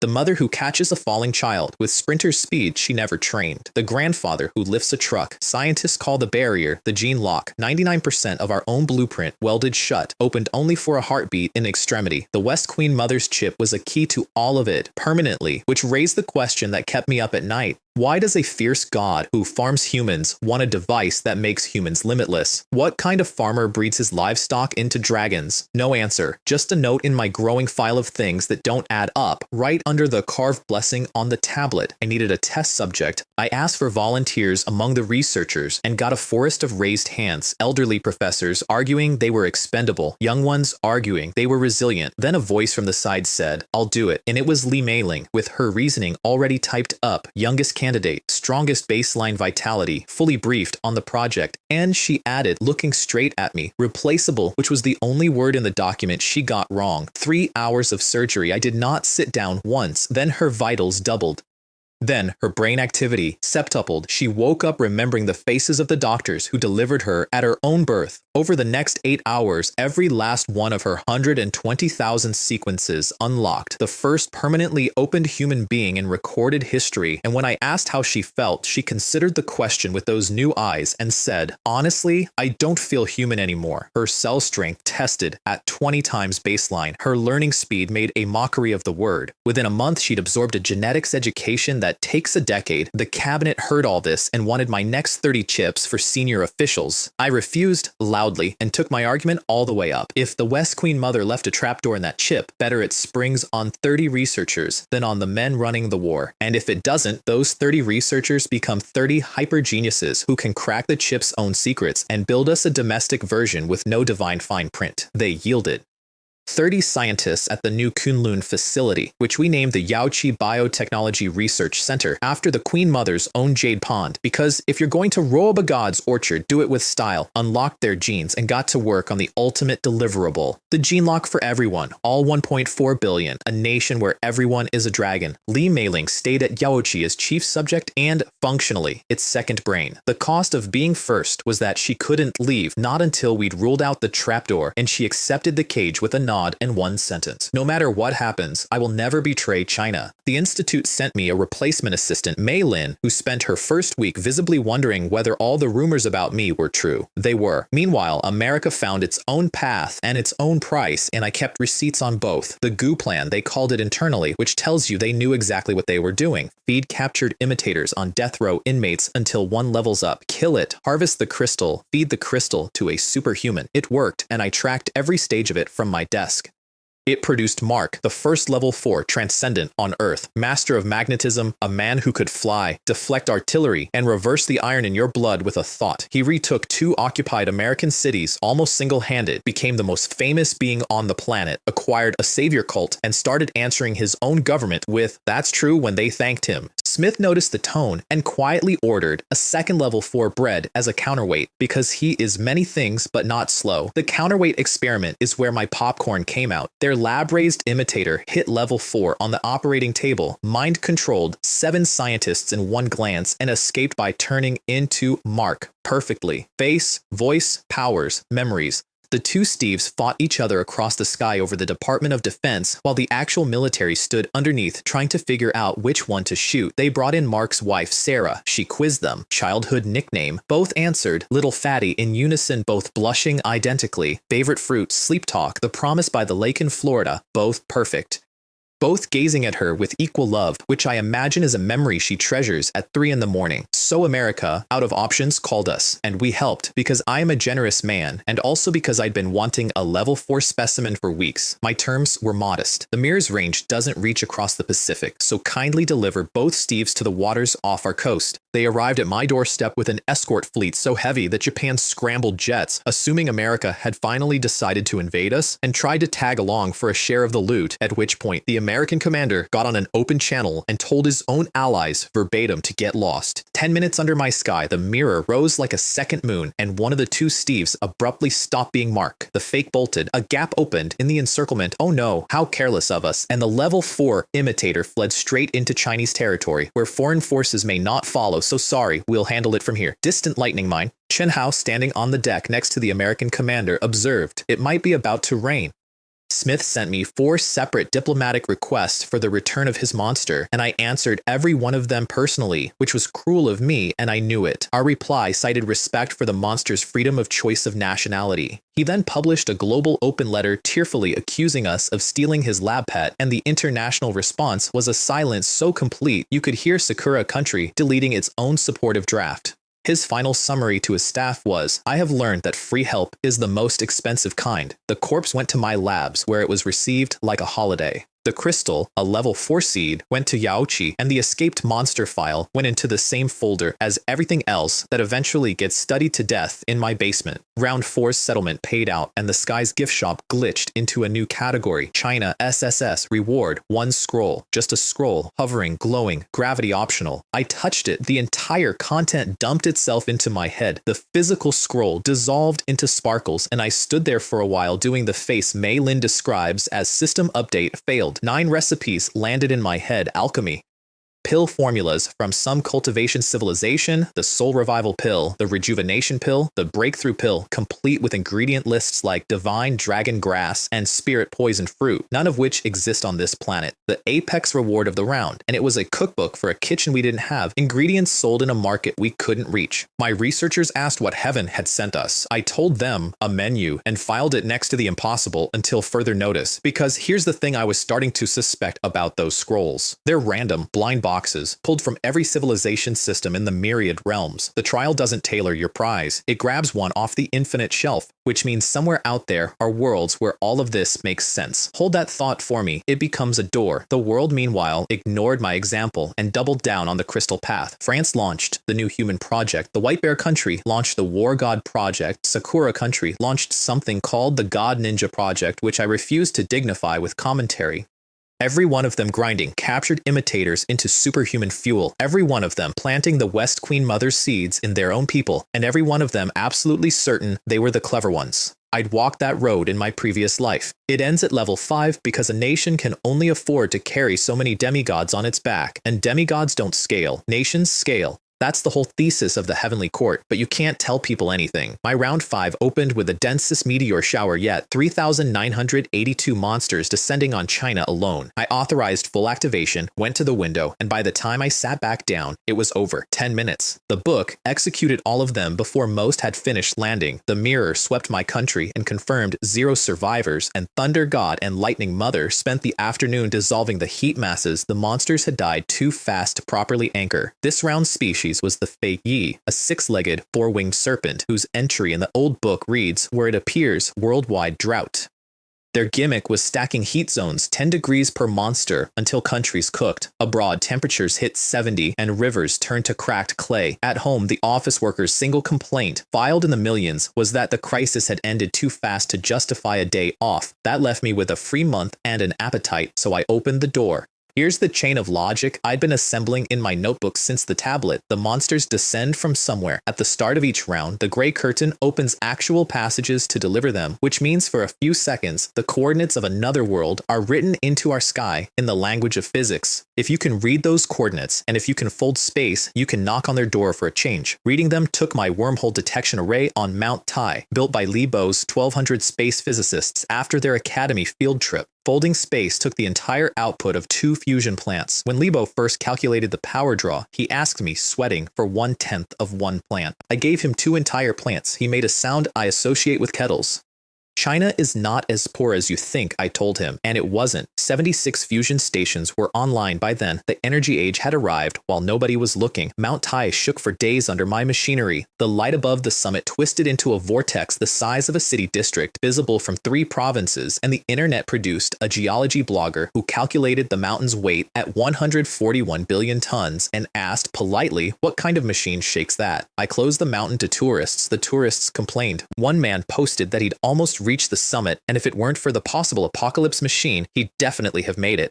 At the moment of round 5's descent, my array read the incoming passage. Zhu Shang chewed 100 quadrillion simulations and spat out a 3-dimensional address, the homeworld of the spirit race, the place the Fuju and the Feiyi came from. 10 days of gravitational pulling to drag their coordinate against ours in a higher dimension. Then the vortex compressed, squared off, and locked into the great gate we'd built on the summit. 10 Zhang of alloy, laced with quantum stabilizers.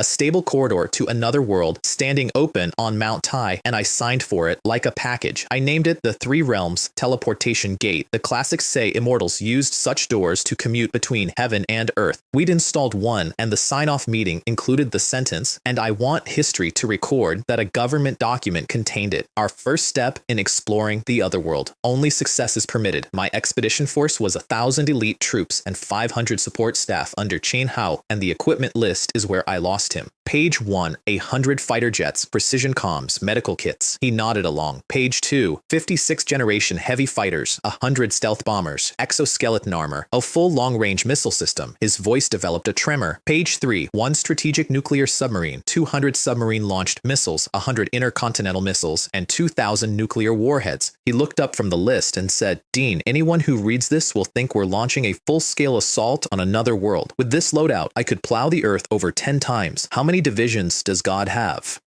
The country simply doesn't want anything to happen to you over there, I said, in the exact voice of a mother packing a 5th sweater. Also, the submarine ships later. Find us a sea first. I sent them through the gate, and they came out in a forest where the trees ran 30 meters thick under an alien sky, 1,000 kilometers of wilderness in every direction. Quantum entangled comms meant we could talk to them across the void in real time, and the first live report from another world in human history was Chen Hao, professionally calm, describing timber. The second report was a drone feed of the locals, and I recognized them from the book before the zoom finished. Human bodies, dragon heads, rain following them everywhere they walked. The Jimeng clan, recorded by our ancestors 5,000 years ago. I had found the spirit realm itself, the nest the disasters came from. And here's the part I want you to remember when people ask why we went. Our analysts mapped 3 rare earth deposits near the base that each outweighed Earth's total known reserves. The soil sampled rich. The air itself carried loose energy, the raw currency their cultivators breathed. My researchers looked at the survey and stopped talking in sentences. The trial had been mining us for 5,000 years. Turns out the door swings both ways, but the recon also found towns, and the towns had owners, and the owners is where I made my first real mistake of the second life, so let me set the table properly. 2 great clans ruled the region, and I studied both files until I could recite them. The Wenlin clan, 500,000 strong in a city on the plains, ruled by the patriarch Wenlei, a level 6, and the Jimeng clan, 700,000 in a vast valley, under the patriarch Tong Yu, also level 6. To calibrate Yu, level 6 is where a casual palm strike outperforms our nuclear arsenal, where the practitioner hears a drone's rotor from a kilometer out, and where, and this is the important part, the mind behind the power has had 200 years to get clever. Their 2 clans hated each other, which we noted with professional interest. And in the middle of my quiet mapping operation, one of my palm-sized recon drones got noticed by exactly the wrong pedestrian. Wenlei himself, out for a walk, sensed the little machine, crushed it to dust with a wave, took the wreckage home, consulted a reference book that his world's trial administrators had issued him, and identified it as a product of a technological civilization. The spirit realm, we would learn, once had humans of its own, and their surviving remnants hide in the cracks to this day. He assumed we were those remnants, grown suddenly ambitious. He sent elders sweeping the wilderness. We pulled our drones back and held our breath. Meanwhile, on Earth, my supposedly secret expedition was leaking prosperity everywhere. The captured spirit world specimens shipped home for study. The first crates of spirit realm ore arrived at Gao Li's energy lab, and the monster meat surplus from the Pakistan operation had, through channels I officially know nothing about, revolutionized my nation's cuisine. I found out the way I find out everything important in my country, by accident at dinner. I'd taken Maylin for an evening walk, ended up at the little restaurant I used to haunt in my previous life, and opened the menu to find a new section. Dragon meat stew, 180 yuan. I asked the owner what exactly the dragon was. He leaned in, checked for competitors, and confided that it was braised 001 undead, the good cut from the shoulder. Also on offer, braised divine bird wings, which were imitator, stir-fried leopard belly, which was giant howler, and a roasted specialty involving the 004 Rainbringer that I declined to hear the details of, and which Mei Lin has never allowed me to forget I almost ordered. I launched my formal investigation that night, fully expecting to uncover embezzlement of state monster corpses. What we found instead was an industry. Private companies, founded largely by retired veterans, were crossing the border, hunting monsters in the dead countries next door, and importing them as ingredients. The biggest operator, a company named Food is the First Necessity of the People, run by an ex-soldier named Ma Li, was harvesting hundreds of monsters a month and had begun transitioning from bulk supply into fine dining. I read his brand plan. The imitator's flesh copies the taste of whatever it's cooked with, so his chefs were building molecular tasting menus around it. The undead's meat, he wrote, is fibrous and resilient, letting the diner experience the tenacity of life itself. Mei Lin asked if we should ban them. I asked her which law they had broken. Monsters aren't citizens. They aren't protected wildlife. They're not even from this dimension. She checked the statutes for an hour and came back with a professional legal opinion. None, technically. Then let them cook, I said, and added the sentence to my collection of national policies I never expected to author. Understand what my foodies did to the strategic map. Every country on Earth guarded its borders against monster incursions. Ours developed a suction effect. The dead nations around us, which should have been breeding grounds pumping out level 4s, stayed mysteriously pruned because 20,000 monsters a month were exiting those territories through the digestive systems of my countrymen. Refugees from collapsed neighbor states physically migrated toward our border regions to live near the hunting companies, using their own former homelands' monsters as a protection racket in reverse. On the global monster density map, every region around every other power glowed deep purple.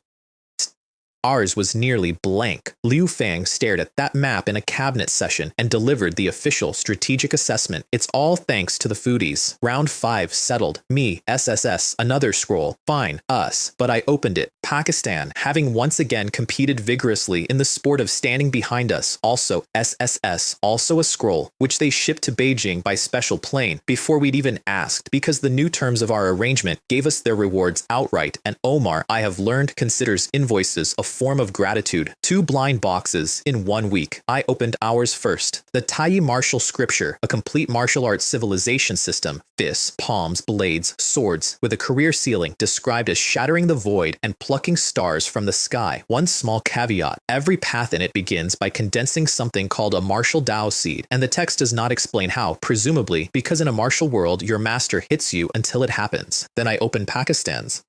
A manufacturing method for magic civilization's forbidden spell scrolls, city-erasing single-use magic, craftable only by a 6th level magister, with no instructions for becoming a magister included. 2 apex rewards, both, on the surface, useless. A kung fu manual with no ignition key and a wizard recipe with no wizard. I sat in my office genuinely sulking about my luck, and I want it noted that both of these bricks later turned into load-bearing miracles, because that's the thing about the technology path. We don't practice other systems, we loot them for parts. The martial scripture went first. 3 elderly professors shuffled into my office with a proposal and the combined blood pressure of a space launch and pitched me martial arts plus mechs. Take the scripture's killing techniques, feed them to Juzhang for combat simulation, burn the optimized movements into the reflex chips of powered armor, and let a micro fusion core stand in for the missing martial Dao seed. A pilot wouldn't need 30 years of training. The machine would carry the mastery. Our Heavenly Soldier Mecha concept had been benched at level 5 combat power for lack of materials.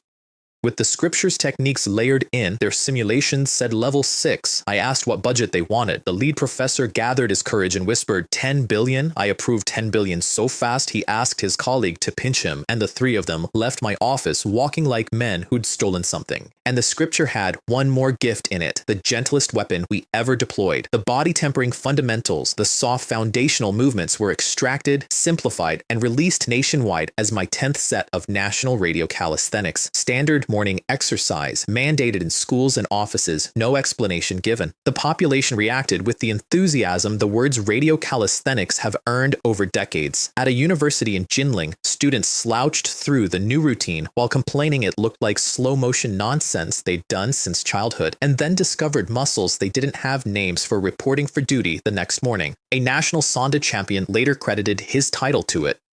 Practiced diligently, the 10th set is the entry hall of the Tai martial scripture, and 1.4 billion people were now practicing it before breakfast, unlocked bodies and all. The country asks no questions. The country never asks questions. The country stretches, complains, and becomes quietly lethal. I stretch with them most mornings on my office carpet, and my form is legendarily bad, and my bodyguards have been ordered to pretend otherwise. Now let me show you the other side of the curtain, because while we drilled morning kung fu, our next enemies were literally buying tickets. My drones were watching months later when in Fallen Leaf City, Patriarch Wen Lei assembled 150,000 of his clan's young generation in the main square for the announcement of a lifetime. The Wenlin clan had won a trial slot, and I need you to understand what a trial slot is on their side of the counter because it explains everything about everything. The civilization trial is a franchise. Clans lobby, bribe, and outbid each other for the right to descend on some doomed world and eat its inhabitants because flesh energy is the fastest cultivation fuel in existence.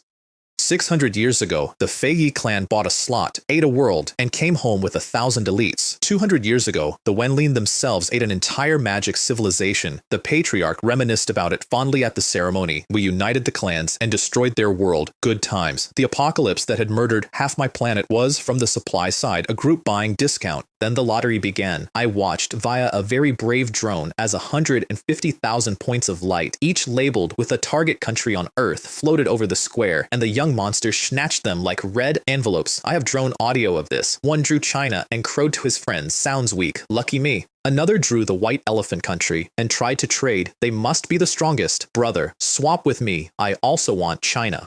Somewhere in that crowd, 150,000 lottery tickets to appointments with me changed hands, and the Patriarch's grandson, a young monster named Wen Hao, tucked his China ticket away, tucked my country away in his pocket like a coupon, while his grandfather pressed a protective talisman into his hand.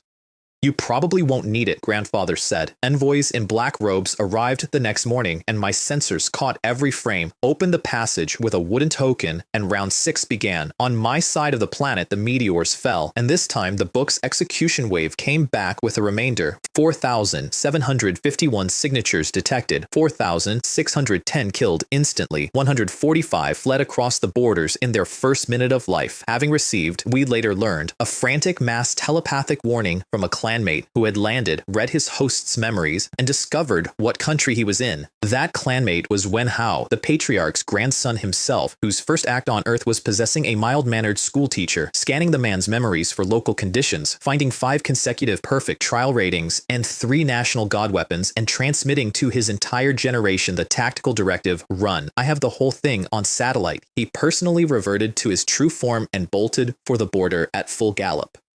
His true form, and the true form of all this round's monsters, being, and the ancient book backs me up on this, a pig, the Weng Sun, dark yellow, white head and tail, and where it appears the world blows a gale. A 108-year-old school gatekeeper watched him thunder past the security booth and spent the next week telling everyone he'd seen a pig break the sound barrier. The talisman ate my book's kill command for him. It could not eat what came next. Every fleeing Weng Sun drives a level 10 wind ahead of itself, so our fighter jets herded him with flamethrowers, wind feeds fire. His own gale turned every burst into a rolling firestorm on his heels, and his recorded assessment of this tactic, shrieked over his shoulder at Mach speeds, was, is this civilization cheating? Then Thunder God and Lightning Mother put a bolt as thick as a bridge pylon across his path, and he woke up in the cell block that was rapidly becoming a family reunion venue, one door down from Shijian. The winds his dead clanmates left behind lashed my country while I watched the timers for exactly the time it took our weather array to eat their energy masses. 3 minutes.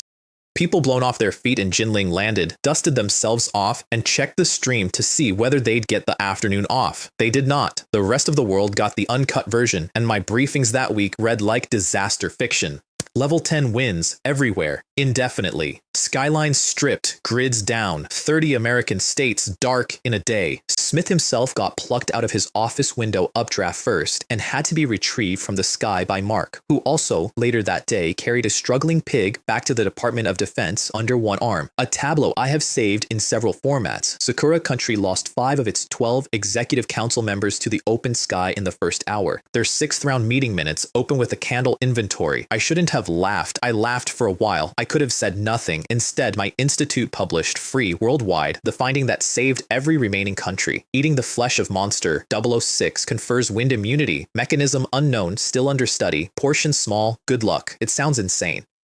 Our people had figured it out by lunch because, of course, the hunting companies had already put Gale Pig on the menu, and diners kept walking home through the storm with their umbrellas, politely unnecessary. Within days, foreign militaries were feeding their strike teams monster cutlets and retaking their own skies, and multiple foreign ministers said the words, "Thank you" and "China" in the same sentence, some without visible pain. I even helped Pakistan again. Another dragon's roar across their sky, another 100% clearance, another round of Omar attempting to give us a province out of gratitude and being talked down to minerals and corpses. Meanwhile, Sakura Country and Korea, who had spent 5 rounds calling us cold-blooded in every available language, submitted formal aid requests with pledges of eternal alignment. The cabinet composed a diplomatic response of exactly the right length. Our foreign ministry asked the eldest elder how to phrase the refusal tactfully. He considered the question with statesmanlike gravity and ruled, "Tell them to get lost." There was also briefly a plan to run aid for rewards as a business, farming SSS scrolls through grateful client states. The shortlist came down to Mongolia, who then hedged their bets by also joining America's new superhuman alliance and were struck off with prejudice.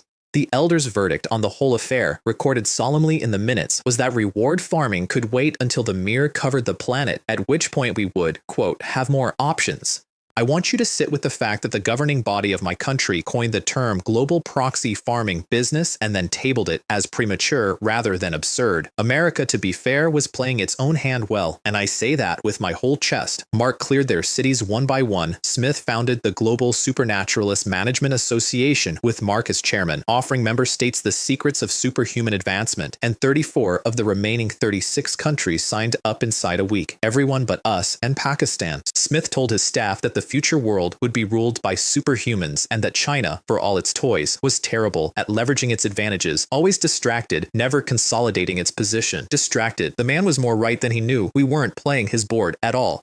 Our attention was 25 centuries and 1 dimension away because my tablet trips had been scaling. After Li Bo came Fan Ming with 293 quantum specialists, all admitted, all seated cross-legged, in an ancient courtyard learning quantum transmission from a man with a top knot. Then I brought 1,000 and tested the limit. The stone admits exactly 1,000 consciousnesses per opening, and I confess my original plan, stated out loud, was to eventually march in enough researchers to drain the headmaster dry. My staff wrote that phrase into an official planning document, drain the headmaster dry. We are not a subtle civilization. The Academy absorbed our invasions with the grace of a small town during festival season, by which I mean the gatekeeper fainted. Repeatedly, he'd wake, see 1,000 robed strangers, declare it an illusion, spot 400 feet sticking out from behind a haystack where my researchers were hiding to spare his nerves, and go down again.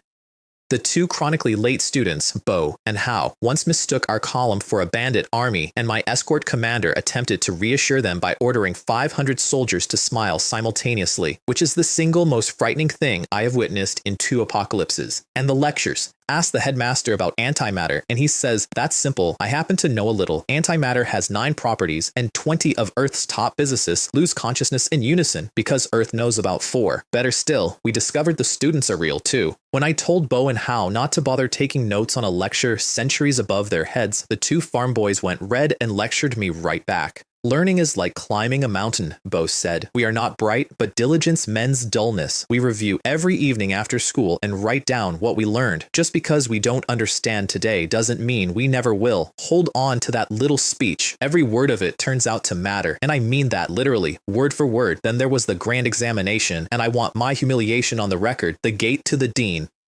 I finally asked the headmaster for the exam scroll, and he handed me a bamboo slip with the expression of a man handing a toddler the car keys. Question 1. Provide a detailed analysis of stellar energy and its applications in mechanics, life, celestial bodies, dimensions, space, and time. Question 2. Derive the 32 principles of black hole mass conversion. Earth's physics knows one principle of black hole mass conversion. 1. I passed the slip down a row of the finest scientific minds of my civilization and watched each face perform the same 3-act play: confidence, confusion, existential audit. The headmaster observed us with something adjacent to pity and said, "Give up. You cannot pass. Those below a level 3 civilization are not qualified to meet the dean." And when I baited him, it always works, I said the questions were probably beyond him too. He went crimson and defined the term for us. A level 3 civilization masters super energy, faster than light travel, consciousness transfer, self-replication.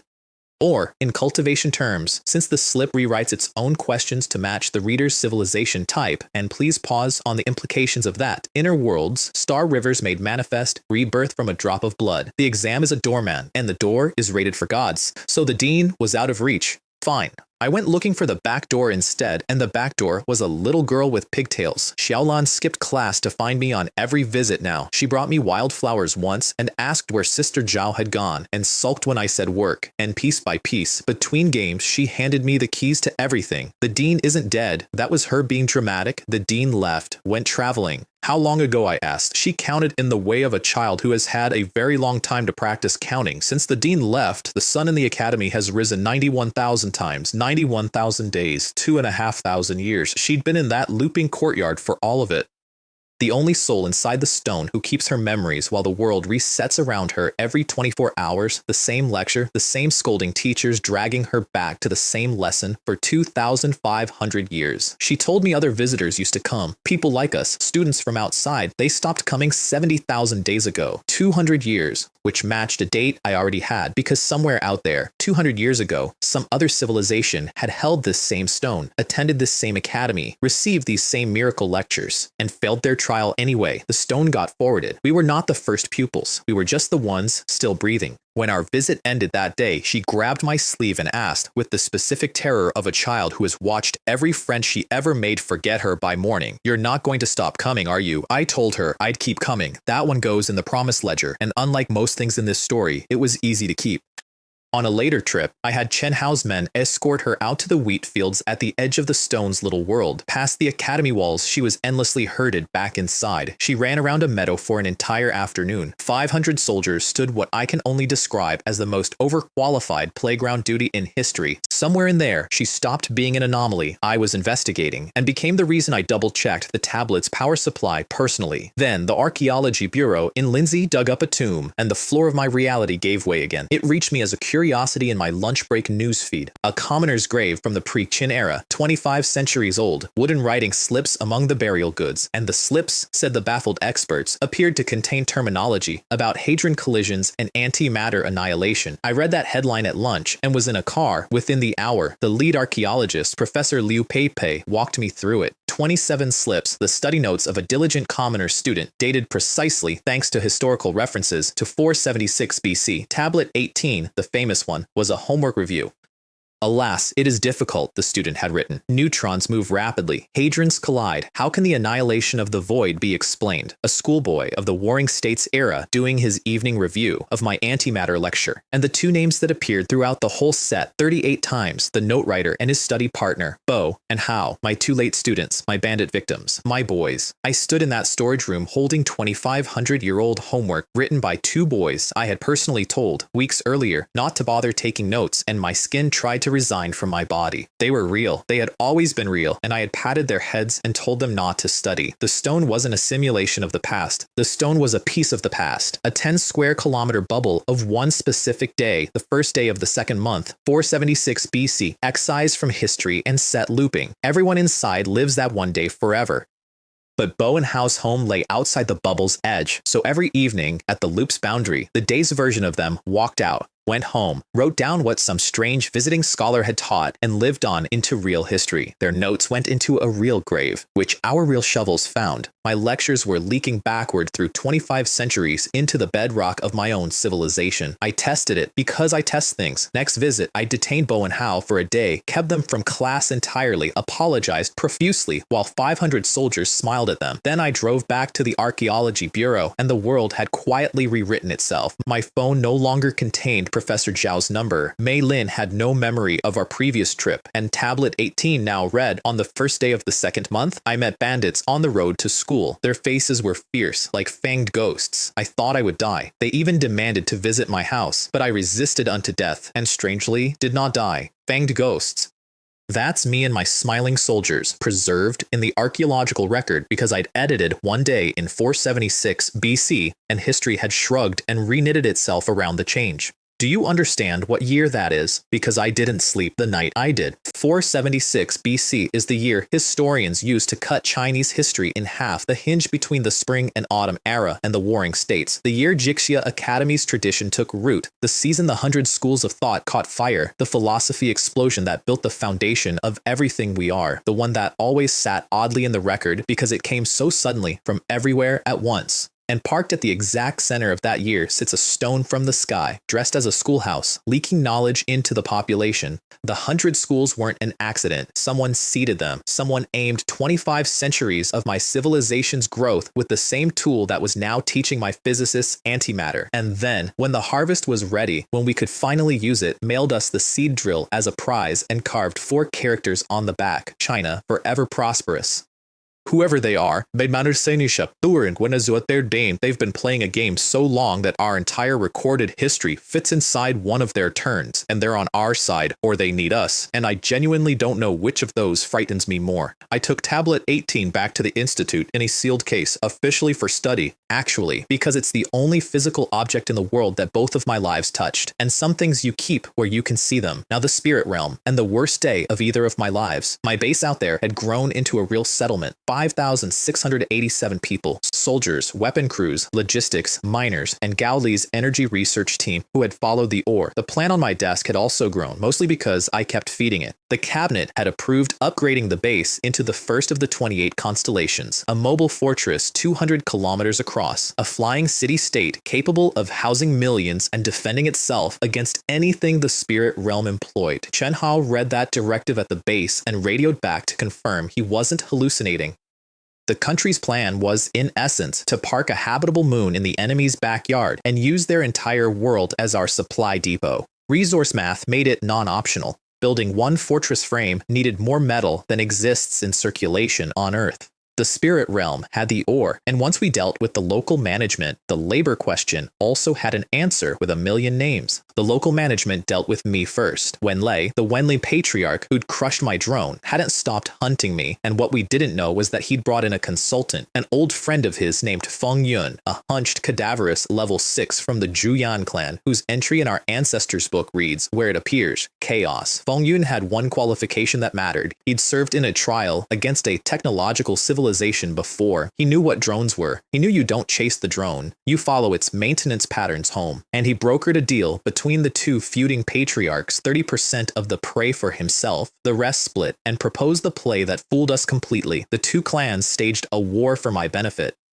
Full mobilization, patriarchs dueling in the sky, level 5 elders brawling by the hundreds outside the city. Exactly the mutual destruction festival I and my analysts had been daydreaming about. My whole command room watched the feeds cheering for mutual destruction. I watched the casualty counter instead. Hours of apocalyptic combat between 1,000 elites, and the number of dead on either side was 0. Nobody fights that long that hard and loses nobody. I was still forming the sentence, it's theater, they're acting, when the second penny dropped. The dueling patriarchs' flight path had been drifting hour by hour in one steady direction, toward the Black Fire Forest, toward us, while everyone stared at the show, including me. Feng Yun had been walking quietly through the woods, following my drone trails inward, drinking every patrol he found. 12 men here, a squad there, discovered as skeletons in unmarked combat gear. By the time our perimeter went silent enough to notice, he was practically at the fence, and the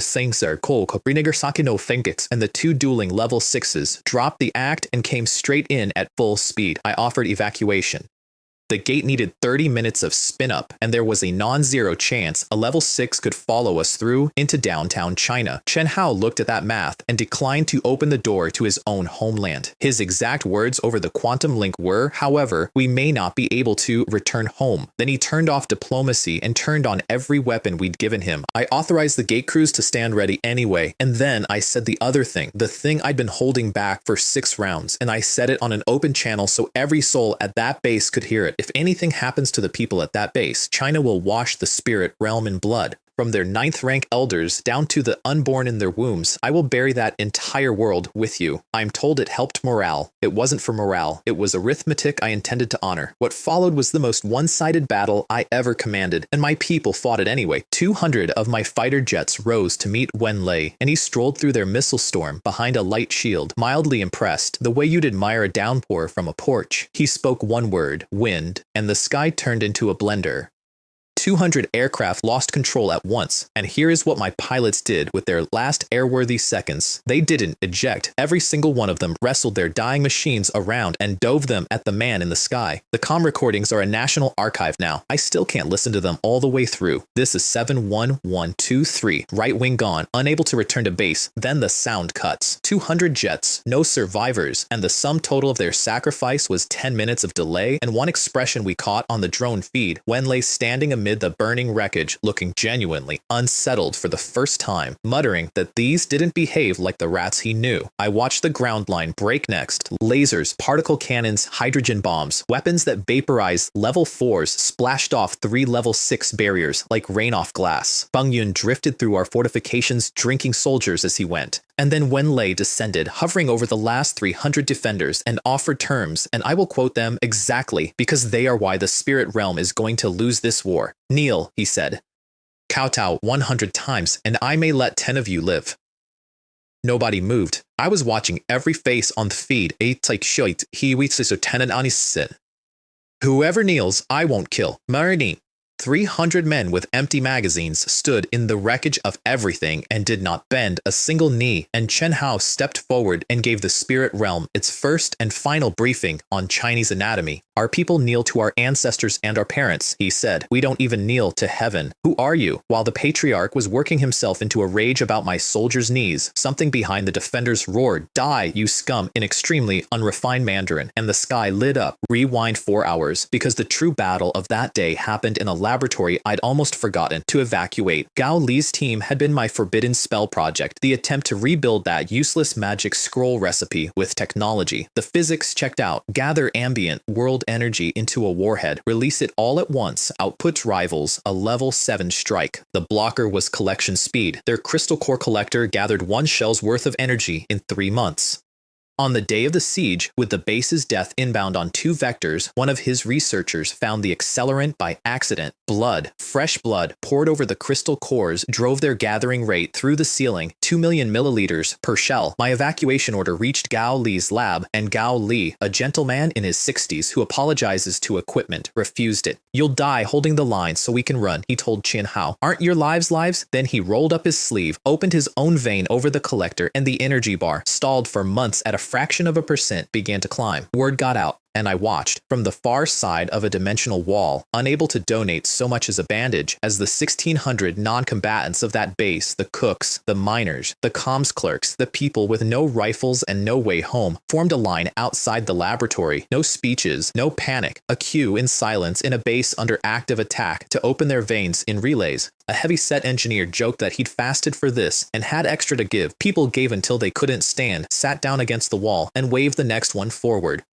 The soldiers offered their blood too and were refused. "You'll need yours," Gao Li told them. "You've always protected us. Today is ours. 4 million milliliters. I've written that number in reports a dozen times, and my hand still slows down at it. 1,600 people, averaging over 2,000 milliliters each, which is a number that makes military doctors go pale because it's half of what a human body holds. 2 shells, my people's veins, in a warhead. The first shot took Wen Lei mid-monologue. He sensed it at the last instant, recognized the energy signature of his own world compressed into something no sane cultivator would build, and blocked with everything he had. The recordings show a second sun, then a patriarch-shaped meteor descending through the forest canopy at terminal velocity. Feng Yun, watching from the tree line, made the professional assessment that blast was comparable to a level 7 strike, and then he and Tang Yu, both veterans, both wounded by the shell's edge, both certain we couldn't have many of those, charged for 3 steps.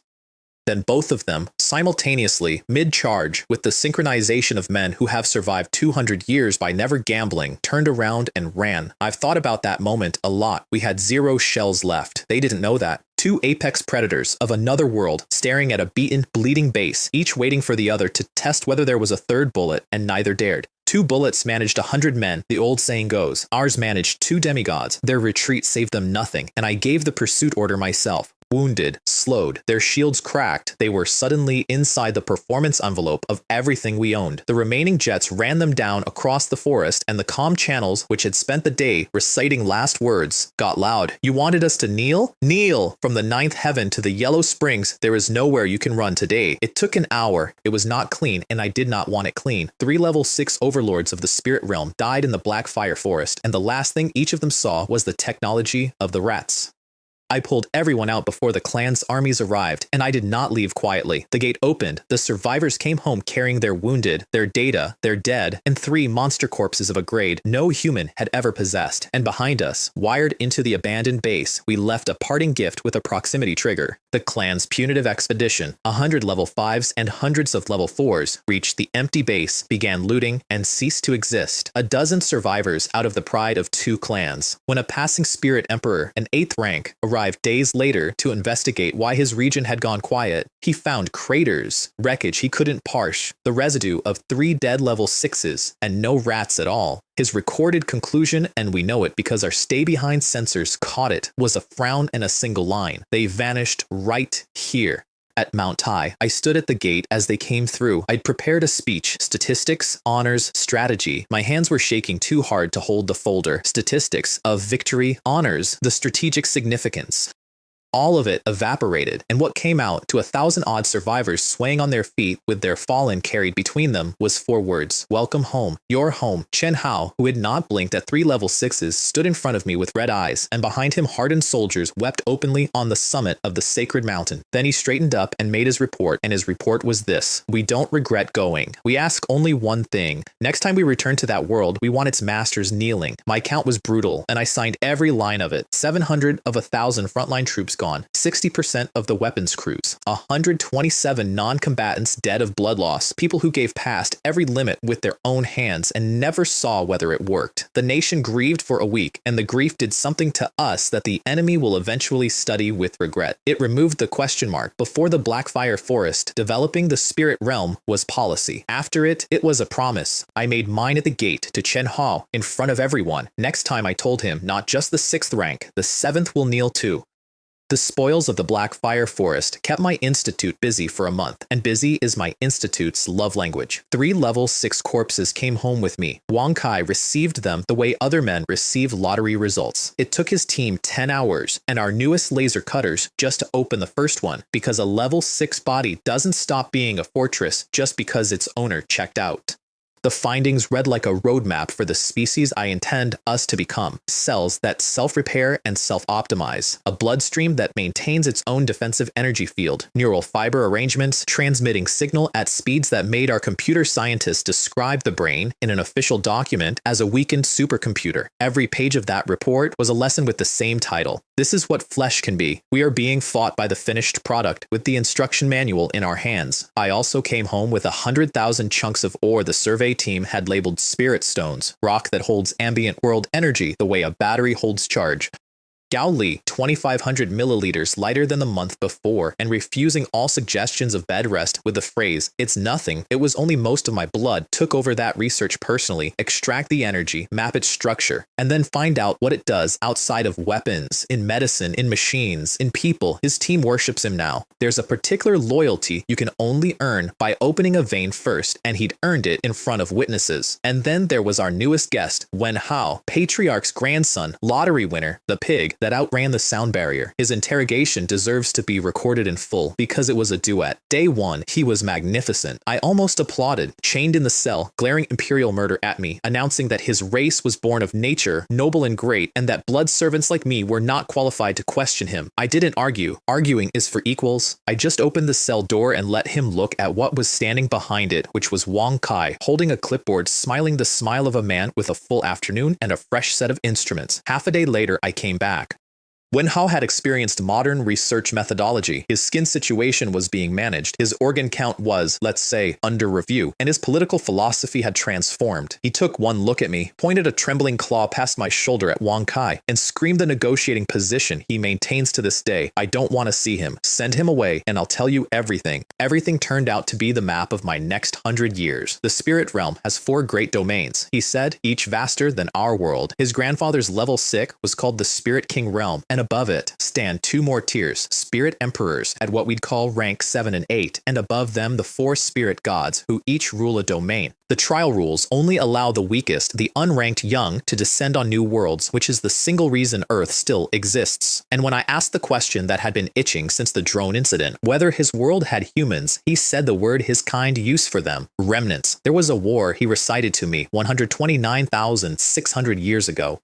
The clans discovered that human flesh energy was the fastest cultivation fuel in existence, allied and harvested the human race of the spirit realm nearly to extinction. That harvest birthed the 4 spirit gods and a dozen emperors. The survivors, the remnants, still hide in the deep cracks of the world, hunted on sight, tinkering with their little technologies. I asked him my obvious question: if human flesh is the supreme resource, why exterminate the supply? Why not farm us? He opened his mouth to answer and found nothing in it, because there is no answer except one. I offered it to him gently. Your races were so afraid of humans, I said, that you didn't dare keep us alive even as livestock. He turned the color of an insulted eggplant and sputtered that the clan histories clearly record a total, crushing, one-sided victory. I asked him who wrote the histories. He's still thinking about it. Sometimes I catch him thinking about it on the cell cameras at 3 in the morning, staring at the wall. And then, because interrogations reward patience, I asked him one last small strange question. His clan is the Zhu clan. His grandfather, Wen Lei, the Jimeng patriarch, Tang Yu.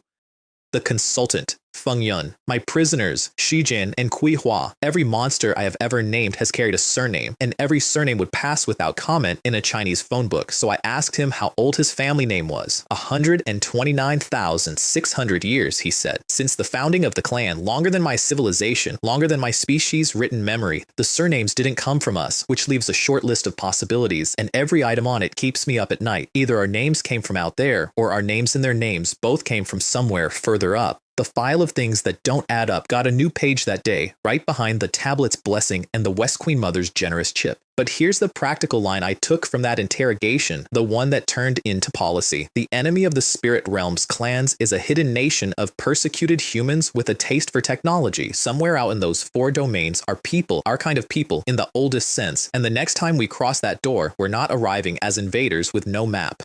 We're arriving as the relatives who made it, coming back with the family arsenal. Meanwhile, in the cell block, life found its rhythm. Xu Jian had adjusted to his role as the Institute's most productive research asset, a creature so thoroughly studied that he'd absorbed a working medical education in reverse and now diagnosed his own lab results faster than the junior staff. His cousin next door recovered on schedule. Wen Hao joined the corridor and was brought up to speed by his neighbors on institutional culture, mealtimes, and which researchers to fear, a list that Shujin delivered with the weary authority of a senior inmate and which consisted in its entirety of all of them. Some nights the 3 of them chat through the walls in their secret clan techniques, unaware that we log every word, and the transcripts read like a very sad dormitory. Shijin once formally petitioned the trial's unseen organizers out loud to please assign China a difficulty rating that reflects reality, arguing that normal mode was clearly wasted on us, request noted presumably. Nothing changed. I've considered co-signing his petition.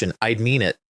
And Wang Kai developed the habit that became Institute folklore. Whenever my interrogation schedule went quiet, he'd appear at my office door, clipboard in hand, and ask, with the mild courtesy of a man borrowing a stapler, "Dean, are you using Wen Hao today?" If not, I'll take him. Somewhere in the spirit realm, a grandfather is mourning a grandson who is alive, well-fed, regularly interviewed, and losing an argument about historiography to a species he was taught to call food. War is strange. I visit the cell block on Fridays now. I bring fruit. Nobody eats it. I feel it sets a tone. The Blackfire Forest also settled a strategic argument I'd been having with myself. Our three national treasures were all area weapons, country-scale nets, against a single high-rank walker, a being who shrugs off nukes and closes distance at Mach 20. We had exactly one answer, the forbidden spell shell, and its ammunition cost was measured in the veins of my own people. Never again. China needed a single target weapon so absolute that ranks 6 and 7 became line items. My old plan had one on the shelf, and its name is a toy from mythology, the pagoda that imprisons demons.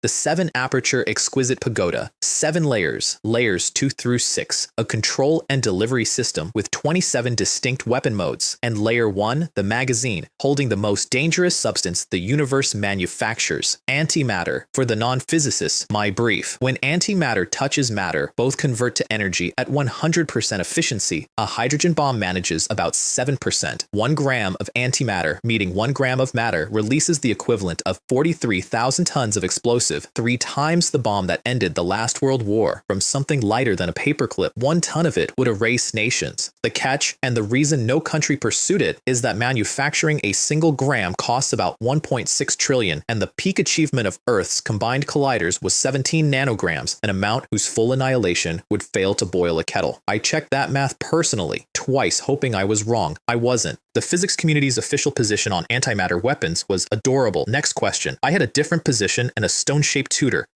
My position was different because my position included a cheat. Why manufacture antimatter at all? The universe is littered with the stuff, whole regions of it, predicted on paper for a century and never located because nothing can see that far, except we owned Zhuzhong, and Zhuzhong could search the cosmos, statistically sifting quadrillions of gravitational and spectral possibilities for the signature of an antimatter aggregation. It took my machine 3.5 days of continuous screaming to find one, which by Zhuzhong standards is a struggle, and my note to upgrade it to 20,000 photons moved up several places in the queue, but it found one, a coordinate, an address in the deep universe where the anti-stuff pools. And I had wormhole technology. Aim a micro wormhole at the aggregation point, and layer 1 of the pagoda doesn't store fuel at all. It siphons continuously from a reservoir the size of a star system through a straw punched across creation. The weapon never runs dry because the weapon is plugged into the universe's own arsenal. Storage, my second impossible problem, since antimatter touching its container is a mutual suicide pact, was solved the way we solved everything now. I took 1,000 people to school. The antimatter delegation's field trip to Jixi Academy has entered institutional legend. 20+ senior professors and their teams marched up the mountain path in scholars' robes, past the gatekeeper, who took one look at the crowd and fainted with the promptness of long practice. I've started budgeting his fainting spells into my itinerary. Bo and Hao, our 2 eternal students, encountered the column on the road, concluded we were bandits after all, and had to be gently detained and carried along, protesting to their own class. The headmaster surveyed a courtyard packed with 1,000 strangers, visibly reconsidered several life choices, muttered something about how liberally the dean must have handed out entry tokens on his travels, and then answered our question, which was, "Teach us antimatter." "That is simple," he said. "I happen to know a little. Antimatter has 9 properties." I watched a row of the country's leading antimatter authorities perform synchronized soul exits because Earth's physics knows 4 of those properties, and then I watched them scramble for note-taking postures like freshmen. 24 hours of lecture later, containment was my solved problem, and my professors woke up in the Lindsay ward, already arguing about implementation details, which is the correct way to wake up. I built the pagoda in Lop Nur. If you don't know why that patch of desert matters to me, here's why. Decades ago, when this country was poor, hungry, and surrounded, it was in that wasteland that we detonated our first atomic bomb and bought ourselves a spine. So when I stood on a platform before 8,378 researchers, every one of whom had signed a confidentiality agreement, a death compensation agreement, and a will, and none of whom had asked why until this moment, I told them where they were standing. Decades ago, in this desert, an impoverished nation performed a miracle and drew sweetness from the sea of death, I said. Today, in the same sand, we build the next one. The project is dangerous beyond anything you've touched. A single containment failure erases everything within 1,000 miles. That is why you wrote your wills. And when it works, the flag of China will fly over all the heavens and myriad realms. 8,000 people did not flinch. I did a little on their behalf. And then, as I declared the project open, the sky above the driest place in my country cracked with thunder, and a cool rain began to fall on the launch ceremony because somewhere in Qinling, an operator at the weather array had decided the founding of a national treasure deserved a blessing, and we now employ people whose job description includes that sentence. I signed the payroll form myself, smiling the whole time. The researchers stood in the rain with their faces up. Then they went inside and started building a machine that drinks from the far side of the universe. While it rose, floor by floor, round 6 ground on outside our borders, and the world's morale did something I hadn't seen since my previous life. It cracked. A viral tally circulated. Every death, every fallen nation since day one. I read it the way you press a bruise. 156 countries destroyed. Global population, 3.4 billion, half of what we'd started with, gone in under half a year, 5 rounds deep, with 200 allegedly to go. The comment sections read like the inside of a sinking hull. In China, the same video circulated too, and our comment sections organized dinner. A student in Jinling read the numbers to his roommates. They observed a genuinely respectful silence, and then booked a table at the monster restaurant to, in their words, avenge the fallen of other nations by eating the enemy. There was a 2-hour queue. The queue was for revenge, 42 tables of it. I love my people more than my vocabulary can carry. I'm not mocking them. I want my meaning understood. My people were not oblivious. They'd buried their own. But somewhere between the mirror and the dike and the names in the sky, the nation had collectively decided that despair was a resource we did not import, and if the apocalypse insisted on delivering its monsters to our door, the very least my people could do was develop a sauce. Round 6 closed. The settlement voice rolled over my planet, and yes, I've started calling it that. China, SSS.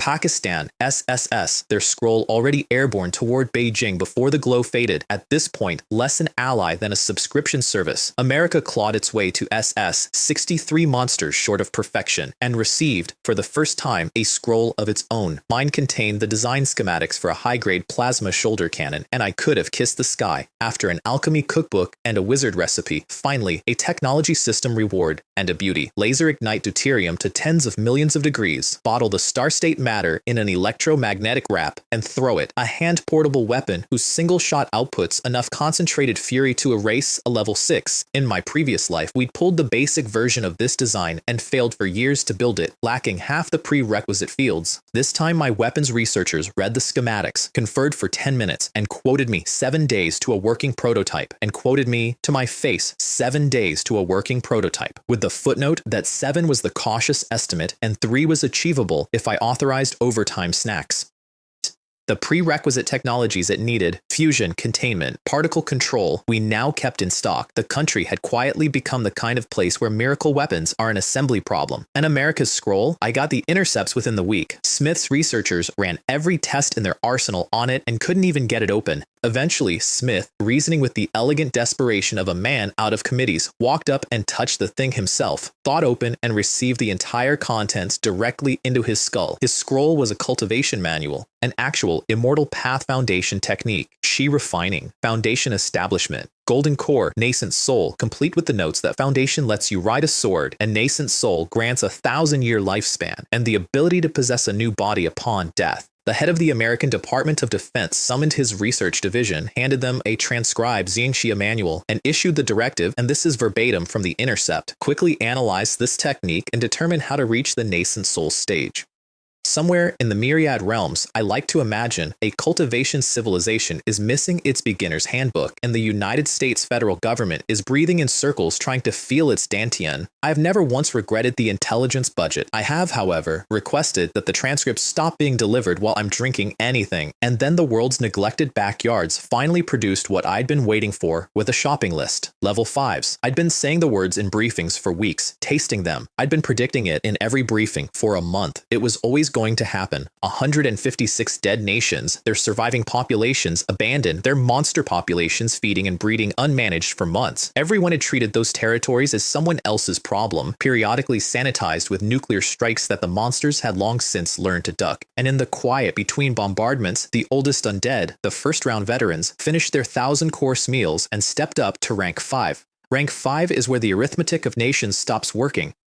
A rank 5 undead ignores nuclear weapons the way you ignore weather, converts 1,000 humans a day into its own kind, and moves at the speed of an airliner. 4 of them surfaced in the same week, and each one picked a direction, and every direction was a surviving country. One made for America, and I'll admit I watched their coverage with popcorn-adjacent feelings. Their border defense turned into a 2-day rolling retreat, 130 kilometers of it, until Smith got on the command line and delivered the pep talk of his career, screaming, "Have you ever seen China's floods retreat? Hold the line or I'll find someone who can." Mark, their level 4 ace, intercepted it personally, took 1 hit, and spent the following week in intensive care, which did wonders for his humility and nothing for their defense. One made for France, and France, out of conventional options, reached for the unconventional with a courage I want on the record. Their labs had developed a toxin from monster blood, lethal to level 4s, delivery method unknown because nothing they owned could pierce level 5 hide, so they asked for volunteers to be the delivery method.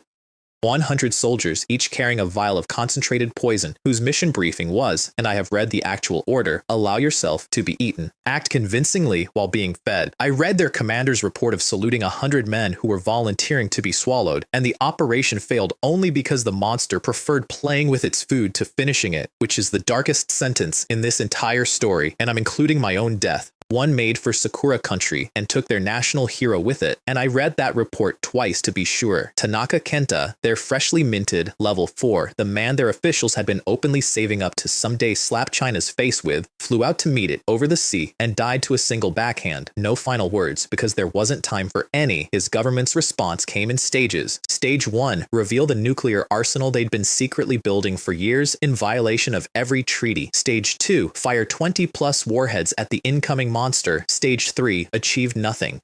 Stage 4, convene an emergency session in which one official seriously proposed negotiating with the creature by offering to guide it toward China, where the eating was better. The minutes record the moment the room did the math on how that suggestion would end for them if we ever learned of it. I had learned of it by dinner time. I chose to find it funny, and one made for Pakistan, obviously, because 300 million well-fed citizens is the best menu in Asia, and Omar's government agonized for a full day over whether they could decently ask us for help twice in one round before deciding to try to handle it themselves out of sheer embarrassment. Nobody had to ask me anything because I'd been waiting for the level 5s, and the reason was parked in Hu Chang's laboratory. His martial arts mecha project, my 10 billion at work, had cleared every hurdle but one. The microfusion cores worked. The Zhuzhong combat system, loaded with the Taiyi scripture's killing techniques, worked in simulation beautifully. What failed again and again was the armor itself.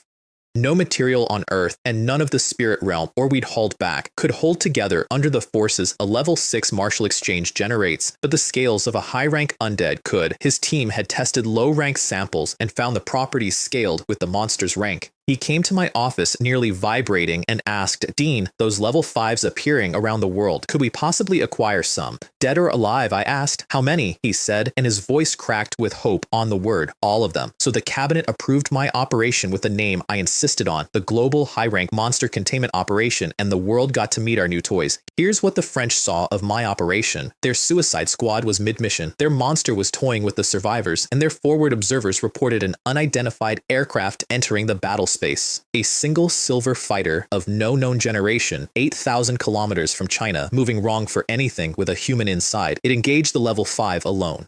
My fighter's kill took under 30 minutes. The aircraft's weapons fire made the monster scream in a way 20 nuclear warheads had not managed, and when it was done, the fighter policed up the corpse, all 10 meters of it, and departed toward the east without acknowledging a single hail. The French war room spent the evening asking each other increasingly philosophical questions. Their commander's summary made it into the leaked minutes. One fighter, what are they building over there? Pakistan's version of my show was shorter because their monster was slower. Same silver aircraft, same half-hour result, same corpse retrieval, and Omar, who hadn't even finished drafting his apology for needing help, watched the thing fly home and reportedly told his staff, "We didn't even ask this time." With tears in his eyes, I sent him a fruit basket. I'm told he framed the ribbon. Their gratitude shipment to me that month included mineral rights we hadn't requested and a formal offer to rename a mountain. I declined, mostly, somewhere out there, maybe a modest hill with my name on it, and I have chosen not to verify. America got my deluxe show. Their level 5 had pushed inside the border. Despite everything, their new generation weapons were scratching it, actually scratching it. They'd knocked loose a few scales at the cost of enraging it, and the military was bracing for a last stand when our fighter arrived. The officers on that line watched through binoculars as it locked on, closed, and disassembled their apocalypse in half an hour of focused fire, then collected the body from, technically, just outside their border. Mark, discharged from intensive care against medical advice specifically to defend his reputation, stood with the observers, announced to the assembled officers that China was stealing America's spoils and demanded someone do something. An artillery officer looked at the sky, looked at Mark, and said, "Since it concerns your superhuman business, feel free to go take it back." Mark looked at the fighter's weapons output for a long moment, performed a calculation visible from orbit, and discovered a pressing need to continue his recovery. The scales went to my man Hu Cheng. The rest of the biomass went where all our windfalls go, into the labs, and yes, some percentage into the national supply chain, because Ma Li's company had by then opened its 20th restaurant, and a level 5 cut commands a price I declined to publish in a document my accountants might read. And the world, watching my silver fighters cross oceans to delete gods, finally asked the question out loud on every network, in every language: what is China flying? My answer was Hu Cheng's other prototype line. The aircraft his materials breakthrough had already upgraded, carrying the first field units of the Forbidden Spell cannon, and this cannon no longer needed anyone's blood. Gao Li's team had cracked Spirit Stone energy extraction, and the shells now charged off crystal batteries like the civilized ordnance of a civilized nation. The fighters were the proof of concept. I flew the simulator myself once after hours, and I will not be publishing my score. The real product, the thing the scales and the cores and the scripture and the simulations were all converging toward, was still in assembly at one of my facilities, whose existence I will neither confirm nor decorate. 100,000 suits of it, eventually, if my production chiefs survive my scheduling. The old plan called them heavenly soldiers, and the old plan for once was thinking too small, because with the Marshall database installed, each unit's combat rating projected to level 6, 100,000 level 6s wearing my flag. The spirit realm has 4 spirit gods, a dozen emperors, and an economy of clans built on eating people like mine. I've walked their world. They have never seen anything like what I'm sending back. Before I close my books on this year, there are a few ledger pages I skipped, and they're too good to leave in the drawer. The first is how I turned the mirror into a business. Somewhere around the second wave of imitators, my monster-fed seed's appetite outgrew our corpse supply. The thing was devouring dozens of bodies a day, and China, humiliatingly, had run out of monsters, having eaten, dissected, or annihilated the entire domestic stock. Sending troops abroad to hunt was expensive, so instead, we published a document with the magnificently imperial title, Proclamation to All Nations, offering neighboring countries a service. China will raise the demon-revealing mirror over your territory and expose every hidden monster you have. Price per activation, 200 monster corpses delivered. My first customer was a little border nation whose settlement report had listed 12,000 hidden monsters. I reviewed the contract personally, mostly for the pleasure of it. The mirror rose over them at 4 in the afternoon, and every disguised horror in the country lit up at once, mid-commute, mid-meeting, mid-marriage in a few documented cases. Their military spent 12 frantic hours in the largest pest control operation of their history. Their government discovered that several of their own department heads had 3 legs, and at the end of it, they shipped us our fee with a thank you note. The cabinet reviewed the pilot program and noted with satisfaction that it fed the seed, stabilized our borders, and improved our international image. 3 birds, 1 mirror. My chief engineer noted separately that the service had excellent reviews and we should expect repeat customers. I got repeat customers. My country invented Apocalypse as a subscription, and the seed never went hungry again.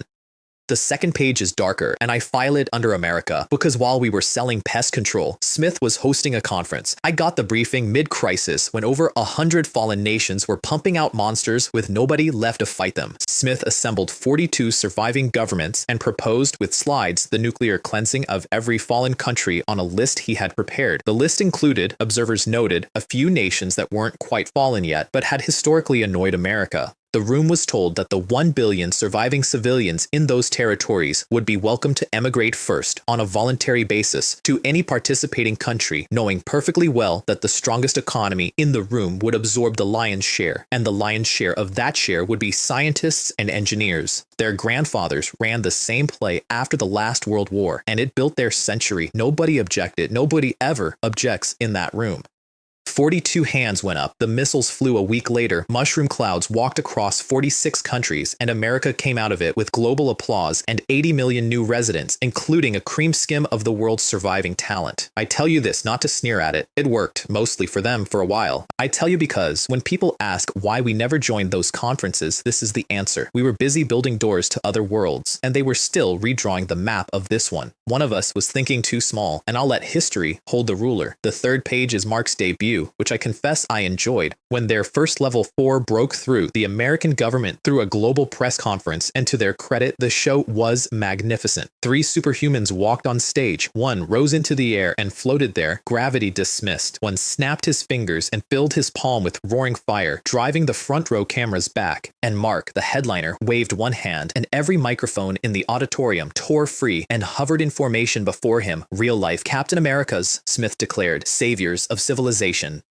Then they released the combat footage, Mark walking untouched through a monster horde, reversing the iron in their blood, killing 874 in one operation. The world went insane with hope. Mark merchandise outsold food in some markets. 34 countries joined the Superhuman Alliance on the strength of that single broadcast. I watched the broadcast twice, made my tea, and did not launch a Chinese superhuman program, and the whole country wondered why. Our audience flooded the stream asking when we'd get our own flying men. Mei Lin had to stand in front of the nation and confess that China possessed no superhuman technology at all. None, sorry. The chat's response, after a wobble, became a wall of, that's fine. We have the book, we have the mirror, and honestly, with our new physiques, we could probably take him. That's my country. Denied superheroes, they concluded correctly that they were the superheroes. The truth I couldn't broadcast was uglier, and I carried it alone for a while. Every superhuman on Earth was built on a crystal, and I knew whose garden the crystals came from. The path of the extraordinary was somebody's orchard row.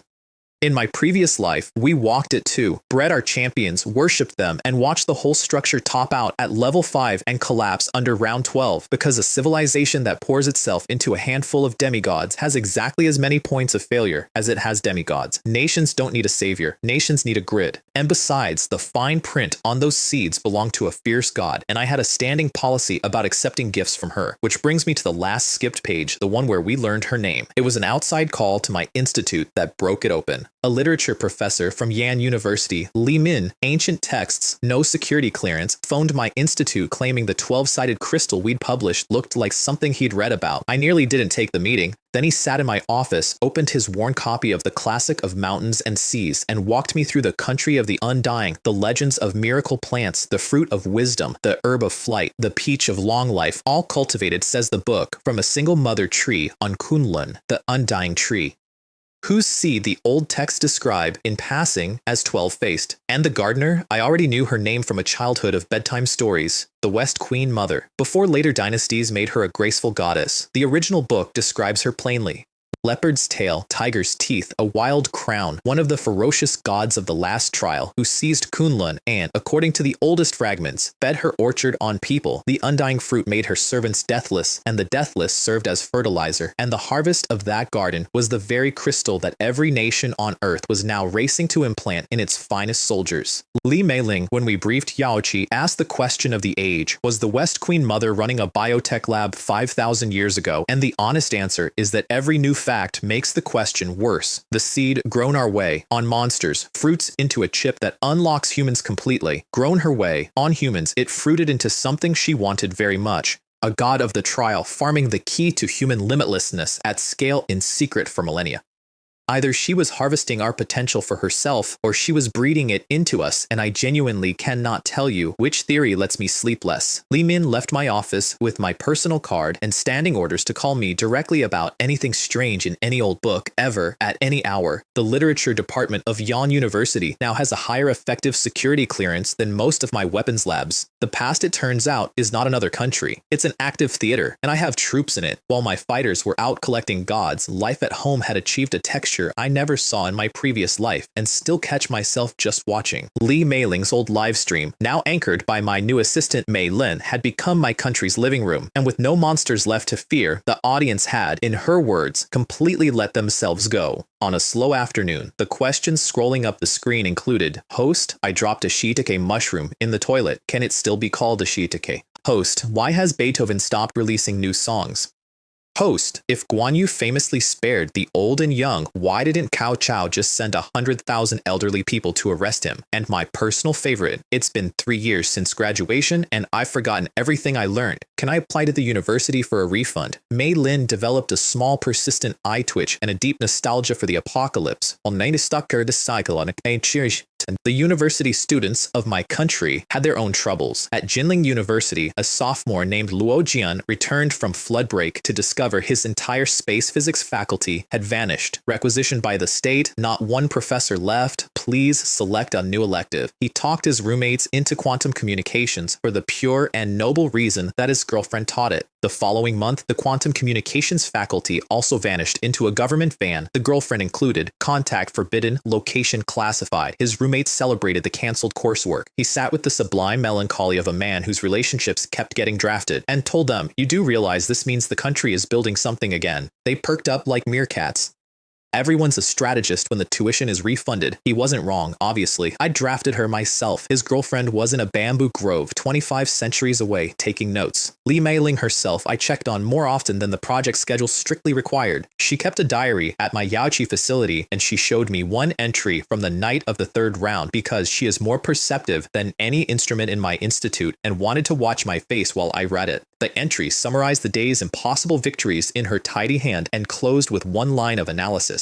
Dean Zhu knows too much, too early, every time. I am beginning to suspect our dean is a reborn man. I gave her my very best face of polite confusion. She smiled, the smile of a woman filing evidence for later, and the unlocked genome behind her eyes did the arithmetic it had already finished months ago. Some secrets aren't secrets, they're courtesies both people agree to keep wrapped. And round 7 was coming for me either way. My gap ticked down the way it always does, and this time the whole planet counted differently. The demons had taken my rounds 1 through 3.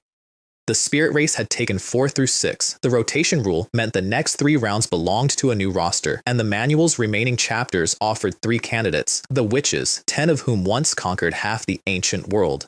The ghosts who speak with the dead, and Chen Hao has a list of names and has formally volunteered for every operation involving that race. Do not ask him why, unless you have time to watch a soldier's face do something you'll carry with you. Or the gods themselves, the ferocious ones, the West Queen Mother's own shelf, the beings my ancestors fought at the end with a space platform and everything they had left. In my previous life, I never survived far enough to meet the gods. This time, I find I'm not dreading the introduction. There's a farmer somewhere behind this trial, a committee that sells worlds by the ticket, an envoy in black robes who opens the doors, and me holding my one stubborn candle of an answer, and a fierce god on Kunlun's throne who spent 5 millennia breeding a chip that sets human beings free, and none of the explanations for that last one are comfortable.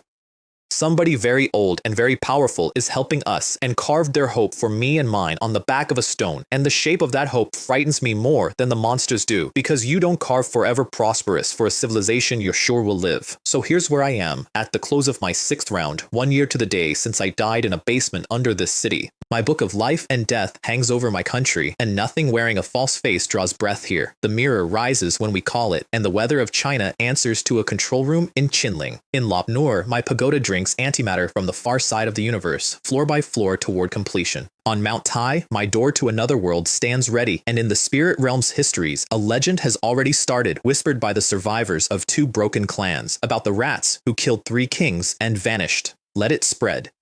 In a fortress facility I won't name, armor-plated in the scales of dead gods is coming off the line, and 100,000 of my countrymen are learning, through morning calisthenics they still complain about, the opening stances of a martial scripture written for immortals. My prisoners are healthy and educational. I checked on them this morning. My researchers are terrifying and thriving. My people live to 200 now, and I take attendance of the complaints, grumble about the retirement age, queue 2 hours for monster cuisine, and look up at meteor showers the way other nations look at fireworks. And an 8-year-old girl in a looping courtyard 25 centuries deep waits for my next visit, keeping count of sunrises the way she has for 91,000 days, because somebody has to, and until I find the dean who left her there, somebody has to keep coming back. I will. Both of those are my promises now, and I keep my ledger clean. My dean is out there. I've started thinking of him that way, which is presumptuous, and I don't care.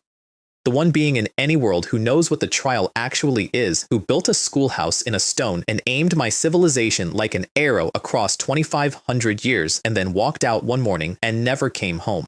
The headmaster says I'll meet him when I can pass a level 3 civilizations examination. Fine, I've been given worse homework. We're building toward the exam. Stellar energy, black holes, the works. I've always tested well under pressure, and when round 7 opens over my head, when the sky cracks and the next race comes down expecting cattle, they'll find what the last 6 rounds found. My nation of foodies, engineers, and unreasonably brave people standing on its own land, under its own weather, armed with my ancestors' homework. The sky called it a trial. I've been calling it my second chance. My ancestors passed it and left us their notes in a book everyone mistook for mythology. I'm not being tested anymore. I'm taking attendance. Come down whenever you're ready. My country is patient, my researchers are curious, and the menu has room.